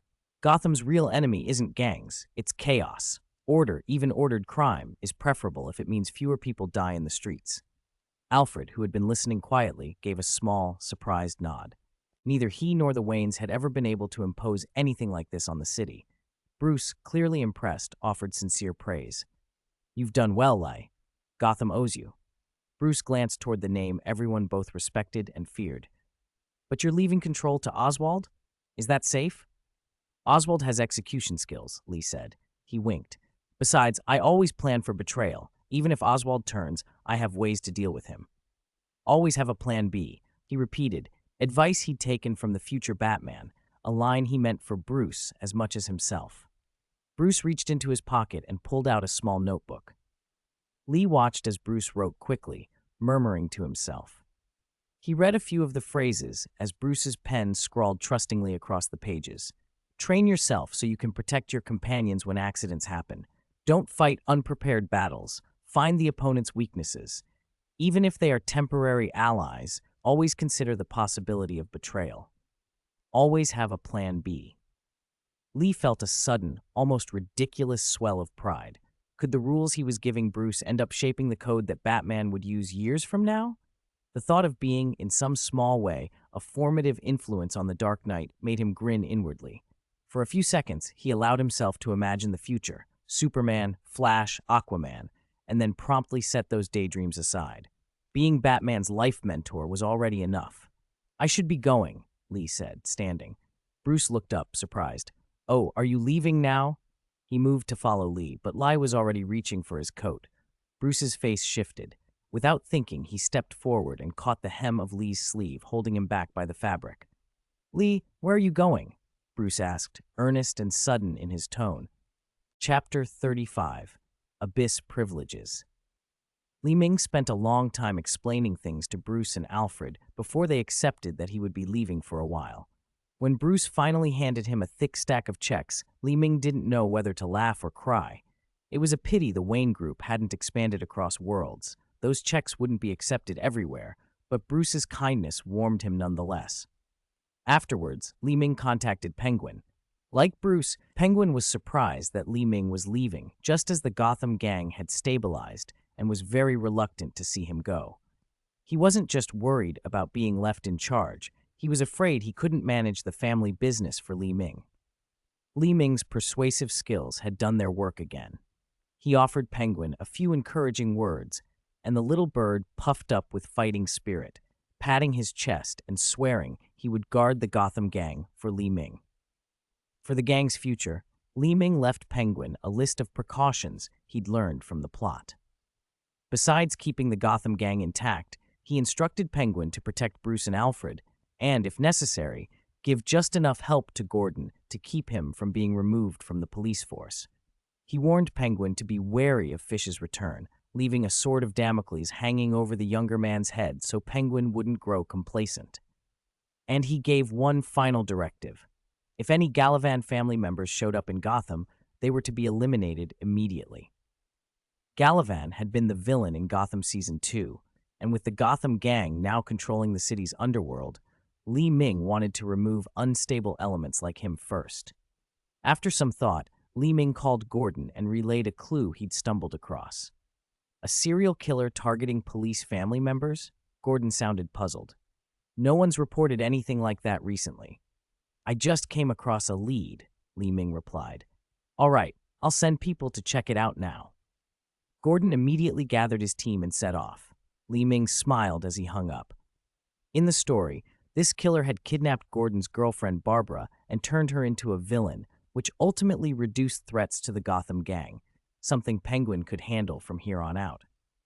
After one last dinner with Bruce and Alfred, Li Ming said his goodbyes and walked alone into the woods on Gotham's outskirts. Ding! Mission countdown has ended. Teleportation portal opening. The blue vortex appeared again. Li Ming, briefcase in hand, walked straight into it. It really works. Seeing the briefcase go through with him made his heart lift. Inside were more than 10 gold bars, a pistol, ammunition, and the documents for the Venom potion recipe. But when he looked around, he found himself in a vast white void, not back at the riverbank where he'd first arrived. His heart sank. Could he not return? A prompt sounded in his ear, softer than the earlier mechanical voice. Scan complete. Reincarnator is not injured, no treatment needed. Main quest, Rise of a New Power, has been completed. Main quest rating S. Rewards received, 20,000 points, 5 free attribute points, Gotham Scepter, Lord Equipment. Li Ming smiled at the S rank. His persuasion of Penguin had paid off. He didn't yet know how to use the reward points, but the initial mission, when he first transmigrated, only gave 500 points. 20,000 was a lot. He distributed the 5 free attribute points evenly. 1 to Strength, 2 to Constitution, and after thinking it over, the remaining 2 to Spirit. After adding 2 points to Spirit, he could feel his thoughts a bit sharper. Apparently, no attribute was useless. His status panel read, Name 15, Constitution, Agility, Spirit, Quell, Combat 5, Item, Gotham Scepter, points 2,500. If this were a game, it might pay to specialize. but for his physical attributes, Li Ming preferred balanced development. What interested him most was the item, the Gotham Scepter. The suffix Lord Equipment implied significance. Lord Equipment can only be obtained by becoming the leader of a regional force. Each piece of Lord Equipment has a unique effect. So the space recognized him as Gotham's Lord because he'd unified the city's underworld, not because he was the mayor. That very Gotham logic made him smirk. He checked the Scepter's effects. Quality, excellent equipment. Type, Lord Equipment. Holder, Li Ming. Effect, all 4 attributes +1. When in Gotham, all 4 attributes +2. Skill, Wrath of Gotham, active skill. Centered on the Scepter, enemies within a 20-meter radius will fall into an indiscriminate attack state for 10 minutes. Specific effects vary by target. Cooldown, 48 hours. Can be upgraded. As expected from something from Gotham, even the skill induced a kind of madness. Li Ming didn't know much about the space's equipment yet, but a mental skill that could influence people couldn't be weak. He took the Scepter out. It was a little over a meter long, matte gray-black like Gotham's perpetually overcast sky. The top featured an owl totem, and it felt smooth and comfortable in his hand. Though called a scepter, it would be perfectly serviceable as a walking stick. When he toyed with it, he discovered another secret. He gripped the owl totem and pulled back. Clang! There was a hidden sword inside. He drew it once, then twice. The balance was excellent, and it felt great in his hand. The only pity was that he didn't know swordsmanship. Holding the scepter immediately raised his 4 attributes by 1 point. He felt stronger all around. He flicked the scepter with a finger. It resembled wood, but was surprisingly sturdy. With the hidden rapier and the passive attribute boost, this was a very good weapon. After he put the scepter down, the space's prompt sounded again, as if waiting for him to examine his reward. First world mission completed. Congratulations, you are now a formal member of the Abyss Space. Current level, first tier Reincarnator. Main quest completed. World 119 has been converted into an exclusive world. No other Reincarnators will enter. Abyss Space. Li Ming remembered that when he first entered, the prompt had mentioned the Abyss faction. He'd never fully understood it, so he asked, "Is space the same as faction?" A faction is an alliance composed of one or more spaces. So main God Space and others could form alliances. Which spaces make up the Abyss faction? He asked, concerned mostly about his own organization. Members belonging to the Abyss faction, Abyss Space. Just one? Li Ming raised an eyebrow. He couldn't believe other factions would only be a single space. Suddenly, he recalled the Abyss Space's eager demeanor when they'd first invited him. Perhaps it wasn't in a strong position. As if sensing his doubt, more prompts popped up. Abyss Privilege. Return. By special permission of the Abyss Space, Reincarnators may choose not to enter the Reincarnation space after completing each world mission, and instead return to their original world. Li Ming hadn't even heard the rest of the privileges, but he was already convinced the Abyss was the best space. Chapter 36. Return. The prompt had implied Reincarnators couldn't return to their original worlds at will. They had to go through the Reincarnation space. But the Abyss space had opened a back door for him, letting him go straight back. For that alone, Li Ming was sold on the Abyss. If he couldn't get home in time, everything he did in the space would be meaningless. His mother's illness couldn't wait. The Abyss hadn't finished giving him surprises. Abyss Privilege. Analysis. An exclusive ability. It could analyze knowledge a Reincarnator had learned and convert it into owned skills, or analyze physical objects. Once an analysis finished, the results could be exchanged for points at any time, already activated. Analyze knowledge and convert it into skills? Li Ming thought of how fast he'd picked up Alfred's combat techniques. It hadn't been just talent. The Abyss had been helping. He pulled a bullet from his briefcase to test physical object analysis, analyzing progress 110, 20, 60, 100%. The single bullet analysis finished quickly. The interface then showed an exchange option. Exchange rate 100 bullets equals 1 point. Do you wish to exchange? Li Ming didn't confirm. He'd keep the ammunition for emergencies. Abyss Privilege. Smuggling, another exclusive benefit. After a Reincarnator completed a world mission, they could take items directly out of that world without space certification, excluding living organisms. That was tremendously practical. Anything Li Ming obtained in a mission world could become his own fighting power. Other reincarnators had to have the space certify items to take them out. The cost would probably be steep. Return, analysis, smuggling. Li Ming tallied the 3 privileges the Abyss had granted. All were pragmatically powerful, and they also hinted at the Abyss space's desperation. Still, it was driving the stakes up in his favor. He did notice that, apart from analysis, both return and smuggling had prerequisites. They only worked after completing world missions. Without completing missions, he'd have to go to the reincarnation space and have items certified like everyone else. It was a fair trade. By the way, what are points for? He asked. Points are the reincarnation space's unified currency, the system replied. They can only be used inside the reincarnation space. That could wait. Right now, he wanted to go home. The system prompted, Reincarnator, please choose 1. Return to reincarnation space. 2. Return to the original world. Return to the original world. Li Ming answered without hesitation. He'd been in Gotham for 6 months. He missed his parents and didn't know how much time had passed at home. The teleportation gate activated. Next, world mission countdown. 10 days.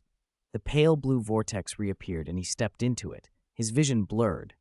When it cleared, he was standing by the familiar river at night. He fumbled for his phone and checked the time. July 15th, 2220. He had left on the 9th. 6 months in Gotham had passed as 6 days in his original world. Apparently, time froze for his personal electronics while he was away, or else his phone would have run out of power. His clothes had reverted to the set he'd been wearing when he transmigrated. The clothes and briefcase he'd brought from Gotham were stored in his personal space. Personal space could only store items certified by the space, but he'd been granted the privilege to store items brought from mission worlds as well, and his physical attributes had genuinely increased. His phone buzzed. The top message was from his father asking if he'd returned. Li Ming answered, home safely, to put them at ease. The rest of the notifications were work contacts. Old Wang, his immediate superior, had filled the list. A mental note, don't nickname your boss Old Turtle Bastard if you value workplace harmony. After graduation, Li Ming had started at an advertising company. He'd always been able to spot good ads and reproduce classic concepts, and in the year since graduating, he'd come up with a few strong proposals, but he still hadn't made his name in the industry. He had a bit of a reputation online, but without real backing, that wasn't worth much. Old Wang's messages demanded to know where he'd gone. The tone was anything but polite. He tapped back. I took leave. Is something wrong? And kept walking toward home along the river. All the money he had been deposited into his mother's medical account. Aside from a small case of gold he'd hidden, he was essentially broke. Old Wang's reply arrived in a flurry. Does taking leave mean you can stop working? Why aren't you answering my messages? The client needs the proposal. Get it done and send it to me quickly. Li Ming smiled and texted back. Whose proposal will it be when it's done? Nonsense. Old Wang shot back as if he'd already won. Old rules. The proposal gets my name and I'll give you half the commission. The man's confidence came from knowing Li Ming's family situation and counting on him to be desperate. In his previous life, Li Ming could have quit whenever he wanted, but this life had attachments and responsibilities. Still, he'd changed his fate once already. I quit, Li Ming said. Old Wang called immediately. Quit? I don't agree. I'm not negotiating. I'm informing you. Panic crept into Old Wang's voice. Li Ming, I know you need money. How about this? I'll give you all the commission. Not interested, Li Ming replied, strolling in the warm night air with an unusual lightness. He felt a weight lift from his shoulders. Fine. How about authorship credit too? Old Wang pleaded. Hasn't that always been your dream? The chairman himself is leading this project. If you do well, you'll get noticed. When's the deadline? Li Ming asked. The day after tomorrow, Old Wang admitted. No wonder he'd suddenly grown generous. He hadn't been able to deliver in time and was trying to rope Li Ming in. Li Ming refused again. Old Wang's tone hardened. If I go down, you won't have it easy either. I know which hospital your mom is in. Li Ming cut him off before the threat finished. Manager Wang, are you at the office now? Yes. Why? How soon can you get here? I suggest you open the computer on my desk, Li Ming said calmly. his voice suddenly cold. There's a hidden folder on Drive E. Take a look at what's inside. Old Wang stopped mid-sentence. For a moment, the call was silent. Then, through gritted teeth, he managed, "You actually had a backup plan." Chapter 37, pulling a down payment out of his pocket. The folder held nothing but the records of every transaction Li Ming had made with Old Wang over the past year. Detailed copies of each plan, every exchange. If those documents saw the light of day, Li Ming would almost certainly lose his job. Old Wang, meanwhile, would be finished in the company and possibly the entire industry. It was the backup plan Li Ming had been ready with for a do-or-die moment. "All right, if you want to leave, leave. We'll mind our own business." Old Wang tried to sound magnanimous. Li Ming smiled without warmth. "Since I'm leaving anyway, why would I hesitate to expose everything?" Old Wang flushed with fury and humiliation, then forced it down. "What do you want?" "I heard your maternal uncle is the director of the central hospital," Li Ming said. "Introduce me." Value could buy temporary mercy even from an enemy. Li Ming had learned that trick from Falcone. An hour later, Li Ming walked along the avenue, talking to himself to pass the time. "Damn, I should have had Old Wang send a car. It's so far to walk." "No, that would lower my leverage," he answered aloud, reasoning it through. If Old Wang fetched him, his bargaining power would look diminished. The city was alive even at night, shops still open, and a few people about. Li Ming ducked into a medium-sized jewelry shop with a sign that read Gold Recycling. A clerk stepped forward. "What can I help you with?" "I'm selling gold," Li Ming said. The clerk called the owner. Late-night customers selling jewelry were common. Gold was still the most liquid, precious thing for most people. Li Ming reached into his pocket and placed a neatly wrapped gold bar on the glass counter. The owner's eyes widened. Most people brought a few grams, or maybe a small pendant. This bar was heavy. The assistant hovered, stunned at how casually the young man had pulled so much out of his pocket. The owner weighed it, 500 grams exactly. "I'll need to test it," he said. "Go ahead," Li Ming replied, unconcerned. The owner cut into it with scissors to check for mixed metals, then held it under a blowtorch and ran it through other standard tests. Satisfied it was pure, he quoted a price. "The international market is 412.6 per gram, but for recycling it's lower." He hesitated. "We'll give you 380 per gram if you don't have an invoice." "That's low," Li Ming said. The owner waved his hands. "Without an invoice, the risk to us is bigger. 380 is already fair." Li Ming had already checked how things worked. Invoices mattered little for a street buy. He didn't want to argue. The owner softened. "Okay, 390. If you sell it here, I can buy another one. If not, good luck elsewhere." Li Ming weighed his options. At 390 per gram, the owner still made a tidy margin. "Deal," he said. Under the incredulous gaze of the owner and the assistant, Li Ming pulled another bar out of his pocket. The assistant's eyes nearly popped out. He just watched a man casually pull what looked like a house down payment out of his trousers. The owner squinted at Li Ming's pockets. "Is that all?" "Yes." 2 500-gram bars sold, and within minutes, Li Ming's bank notified him. Daxia Bank transfer, 390,000 credited. Current balance, 390,000. He didn't linger. That night, he went to 7 other pawn and jewelry shops, selling 8 1-kilogram bars in total. In all, he converted several bars into over 3.8 million yuan in cash and kept 5 bars back, hard currency that would be useful in other worlds. He had carried 15 bars in his briefcase, but he wasn't going to unload them all in one place. Li Ming felt a flicker of relief. Joining Abyss Space had made this possible. He would never have found 3 or 4 million yuan overnight otherwise. His mother's medical bills were no longer an immediate worry. Still, relief was limited. He'd consulted a doctor. The current medical level in this world couldn't cure her. Money could only buy time. The real lifeline had to be found inside the space. For now, he needed to keep her stable and buy time by giving her the best possible care. He went home for a few hours' sleep, tidied himself, then visited his parents at the hospital. His father was unchanged. His mother looked thinner and more worn than before. Near noon, he left them, packed a small bag, and headed to a high-end club. The place smelled of money, luxury everywhere, a world he wasn't used to. He compared it in his mind to Penguin's Bar and to Wayne Manor, smugly noting the differences. He didn't act intimidated. "Sir, do you have a reservation?" the waiter asked politely, not bothered by Li Ming's plain clothes. Li Ming gave the name for the top private room. The waiter nodded and led him through gilded corridors into the most luxurious room. Two men were already seated inside, Old Wang and an older gentleman. "You two have waited long enough." Li Ming smiled and stepped in, the smile more calculated than friendly. Chapter 38, Tactics Learned from Gotham. Old Wang had a hold on Li Ming, so he said a few words, but the other elder, Director Zheng, showed no outward reaction. He was steady, composed, clearly someone who had held a high position for a long time. Back from Gotham, Li Ming knew how to deal with people like him. He walked up to Director Zheng, took a box out of his backpack, and handed it over. "Thank you for taking the time to come, Director Zheng. It's a small gift, some tea. Please don't mind."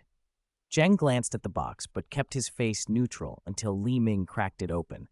A brilliant red interior was revealed. "Ha ha! You're too polite," Zheng said at once, smiling broadly. "Is there something you need?" Li Ming laid out his reason. "My mother is seriously ill. I need her transferred to Central Hospital to be treated by the best doctors with the best medicine." He had done his homework. Director Zheng held a very high post at Central Hospital and was notorious for his appetite for money and pleasure.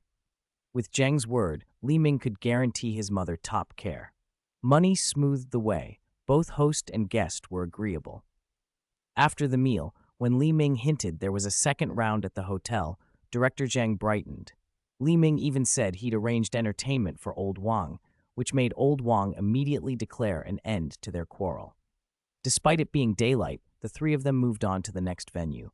Later, as the escorts emerged from the hotel room, Li Ming stood by the doorway and asked, "Are the faces clear in the photos?" Each of the escorts handed him a hidden camera. Back in Gotham, he'd learned a rule. Relationships bought with money are fragile, but having leverage keeps people in line. He'd learned that from Falcone. It wasn't paranoia. Director Zheng was famously ungrateful. That is, he could promise anything now and change his mind later. For his mother's sake, Li Ming couldn't be careless. "Very clear," one of the escorts said. "Good." Li Ming produced 2 wads of cash. "You understand the importance of keeping quiet, right?" "Of course." They accepted the money and began to count it. Their faces drained when a bullet slipped out from between the bills and clinked onto the table. "You understand the importance of keeping quiet, right?" Li Ming repeated. "Yes, yes." They both swore, trembling, that they would never reveal a thing. Satisfied, Li Ming pushed open Director Zheng's hotel door. In the room, Zheng and Old Wang, who had been poised to scold him, went pale when Li Ming produced the camera. Zheng indulged in every kind of vice, but he wasn't a politician or a businessman. This was the first time the scale of such tactics had been used on him. Old Wang was even more shaken, utterly speechless. "Don't be alarmed, Director Zheng. I just need one more guarantee. I travel a lot, so I have to be certain you'll be dedicated." Li Ming sat down and made it simple. "My mother must receive the best care at Central Hospital. If there is any mistake, Director Zheng, you will be moved." Zheng looked as if he'd like to cry. "This is a small matter. Money fixes it. Do you have to pull out this?" He spluttered. "Are you threatening me?" "Not a threat, a simple choice." Li Ming spread the cash on the table. "Do what's needed, and everyone's happy." Then he lifted the camera. "Or I can move my mother to a lesser hospital and give this video to your competitors. Your career would be over." There was no mystery about how Zheng would choose. The power dynamic had flipped. For the rest of the afternoon, Zheng personally accompanied Li Ming as they selected a ward and met the most authoritative attending physician. Central Hospital lived up to its reputation, equipment and doctors a world apart from Li Ming's mother's current hospital. Li Ming was satisfied and asked that the transfer be arranged for the next day. As dusk fell, Li Ming left. He didn't take a taxi. He walked through side alleys, pretending to cut across, until he was boxed in. Both ends of the alley were blocked by idle youths with defiant expressions. Li Ming had noticed someone tailing him as he left the hospital and had purposely dawdled to let the rest of Zheng's people assemble. A young man with sunglasses and a gold chain swaggered forward, put an arm around Li Ming's shoulder, and said in a mock deep voice, "Kid, do you know why we're looking for you?" "Why?" Li Ming feigned ignorance. "You forgot what you did today?" The youth sneered. "Director Zheng wants his stuff back. Hand it over. Or," he gestured to his brothers, "we beat you, search you. We'll find it." Of course, Zheng had paraded Li Ming around all afternoon to make sure the camera was still on him, then sent men to snatch it back. Li Ming only smiled inwardly. He'd expected as much. "There's another way to handle this," he said calmly. The young man laughed and leaned in. "I told you," Director Zheng put out the word, "don't hand it over today, and your mother dies in her bed tomorrow.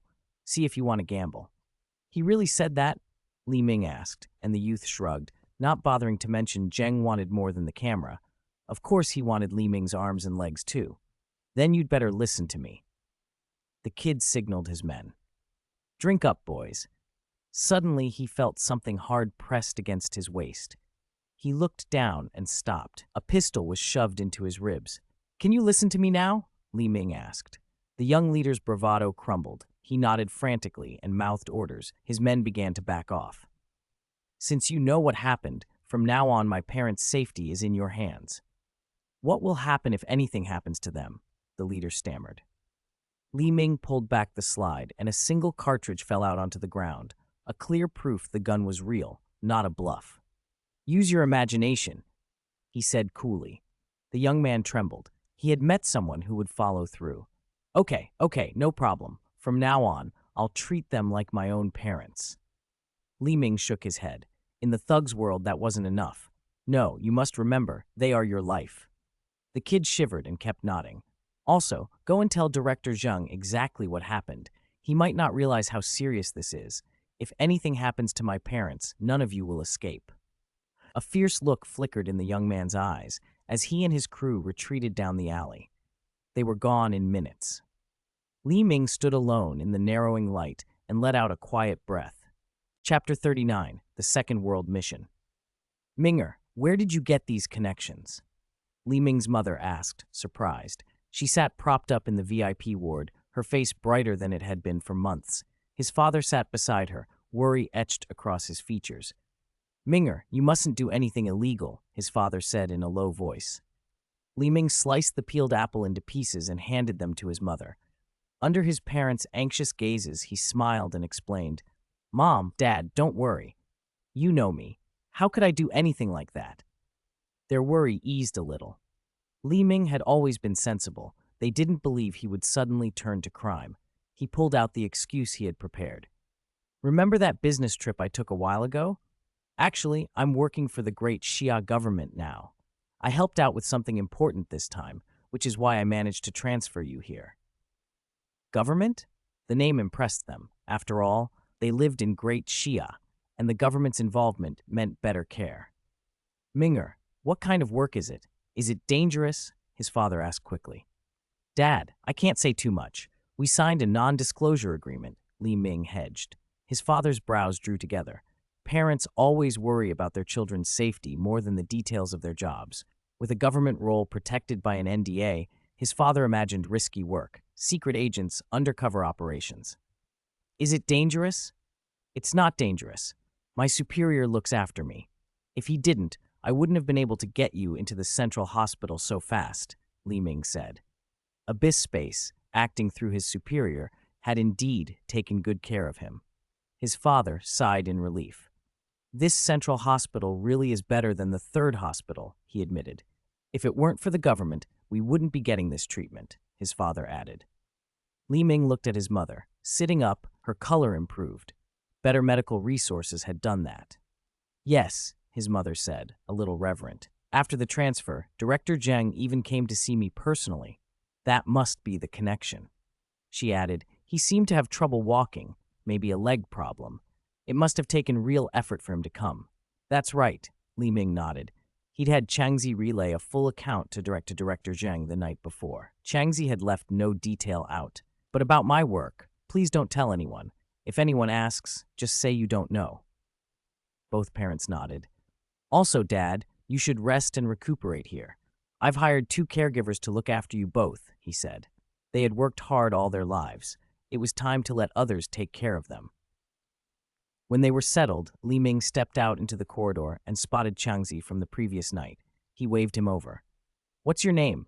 The man bowed obsequiously.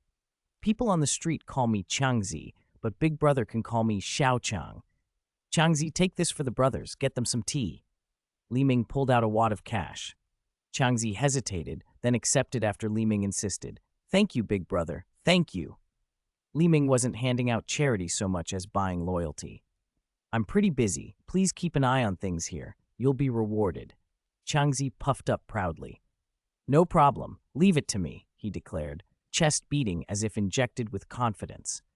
Li Ming spent the next few days with his parents, then prepared to leave. He told his father the bank card password and left 2 gold bars for emergencies. All the important matters settled, he changed into the bespoke suit he'd worn when he returned from Gotham, tailored to allow him to carry a pistol comfortably. He picked up the Gotham scepter and felt a familiar surge of strength. With the high-end suit, the discreetly luxurious scepter, and his own looks, he could have passed for a comic book nobleman. He hadn't dressed up for show, he was maximizing his combat readiness. He didn't yet know what the second world would throw at him, so he'd be fully prepared. It was a shame Abyss Space's privilege only let him smuggle items out of mission worlds. Otherwise, he would have loaded a truck with supplies. Searching for mission world. World ID 2424, linked. Portal opened. Countdown to entry. 1 minute. Advice from the Abyss. Survive. When the familiar pale blue vortex appeared in his home, Li Ming walked straight through.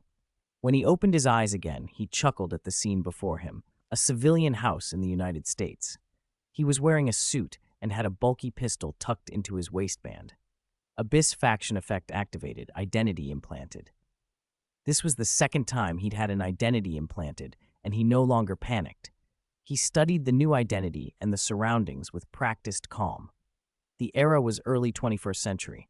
Like in Gotham, his implanted identity was a Chinese orphan, only this time his profession was different. "Rookie assassin?" he muttered, eyebrow raised. He swapped back into his Gotham attire, but kept the local world's pistol holstered. "A bit troublesome," he said to himself. "Being a failed assassin is one thing, but this world actually has the Continental Hotel." He knew exactly which fictional world this was, John Wick. The movie about an ex-assassin drawn back into the underworld after thugs steal his car and kill his dog. In a setting full of assassins, Li Ming's own skills felt thin by comparison. He was grateful for his constant training in Gotham. Otherwise, he'd be cannon fodder. And the assassins John Wick dispatched in the movies weren't just extras. Each one was a dangerous opponent. He opened his attribute panel. Name, 15. Constitution, 6. Agility, 17. Spirit, 12. Skills, Fighting 05, Shooting 03, Firearms Mastery. Items, Gotham Scepter. Note, the average attribute for a normal adult male is 10. Values in parentheses are temporary bonus attributes from the current identity. No wonder. Rookie assassin fit. His shooting and firearms knowledge were only at an enthusiast's level. Still, the temporary attribute bonuses helped. Ding, world list retrieving. Retrieval successful. Current world already has other space links, unexplored. Initial mission, evade pursuit. Thanks to 29909272314115 Grow and Deez Wuyu for their monthly votes. A new world begins.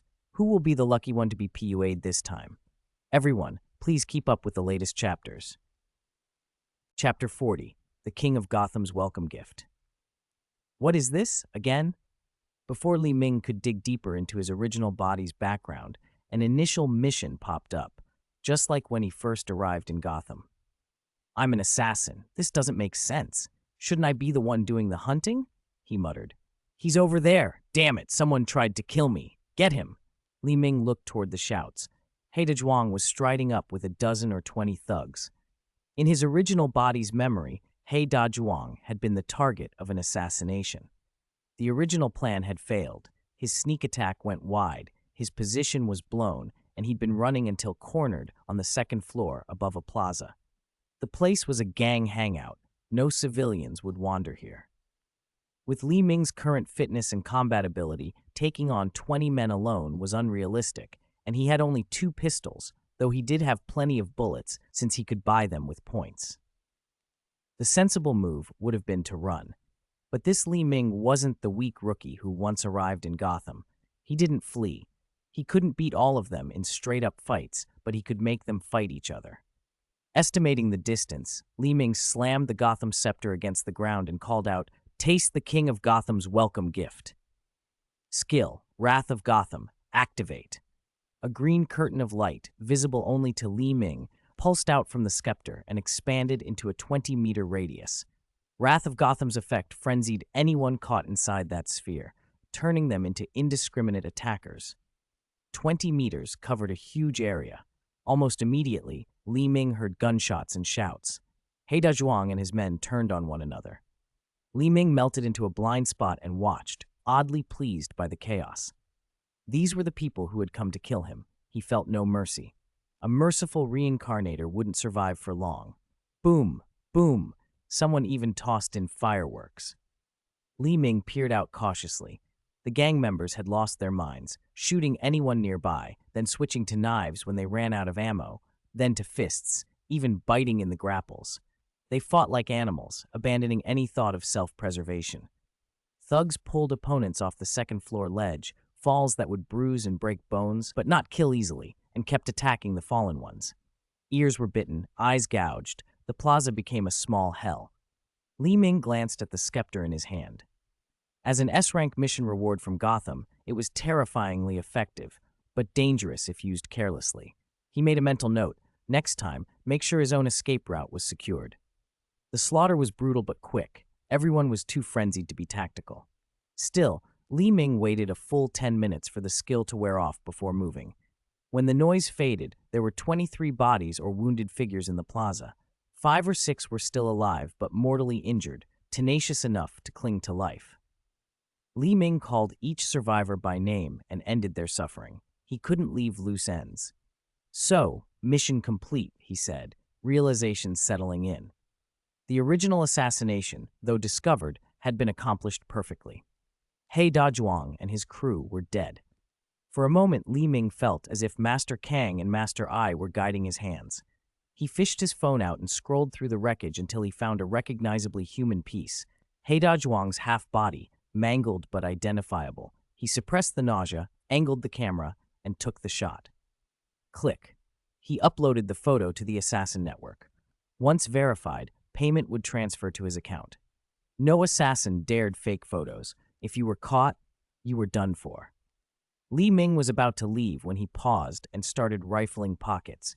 He found a little cash and a car key. Having lived at Wayne Manor for too long, he'd gotten lazy about looting corpses. Bruce spoiled him with stability. It was time to relearn the basics. He pressed the remote. A nearby car answered.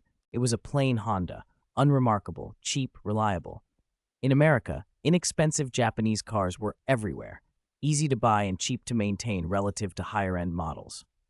In a country where people drive long distances to get groceries, a car wasn't a luxury so much as a necessity. Li Ming slid behind the wheel and drove toward the city outskirts. More gang members would arrive soon, and he needed to lay low. He planned to find a dusty motel, regroup, and plan his next move. The Continental Hotel wasn't an option. Do you think a rookie assassin like Li Ming could afford that? The Continental was sacred ground in the assassin world. Registered members who hadn't been expelled were protected while on its property. Kill someone on Continental grounds and the entire assassin community would come after you. The only currency accepted there was the hotel's gold coins, special minted pieces paid for with bounties. 1 coin paid for 1 night. No amount of imagination is needed to connect the dots. If you've seen John Wick, you know the symbolism, though it's not necessary to have seen it to enjoy the story. Just sit back and watch the protagonist cause trouble. After all, the films are mostly fighting and killing anyway.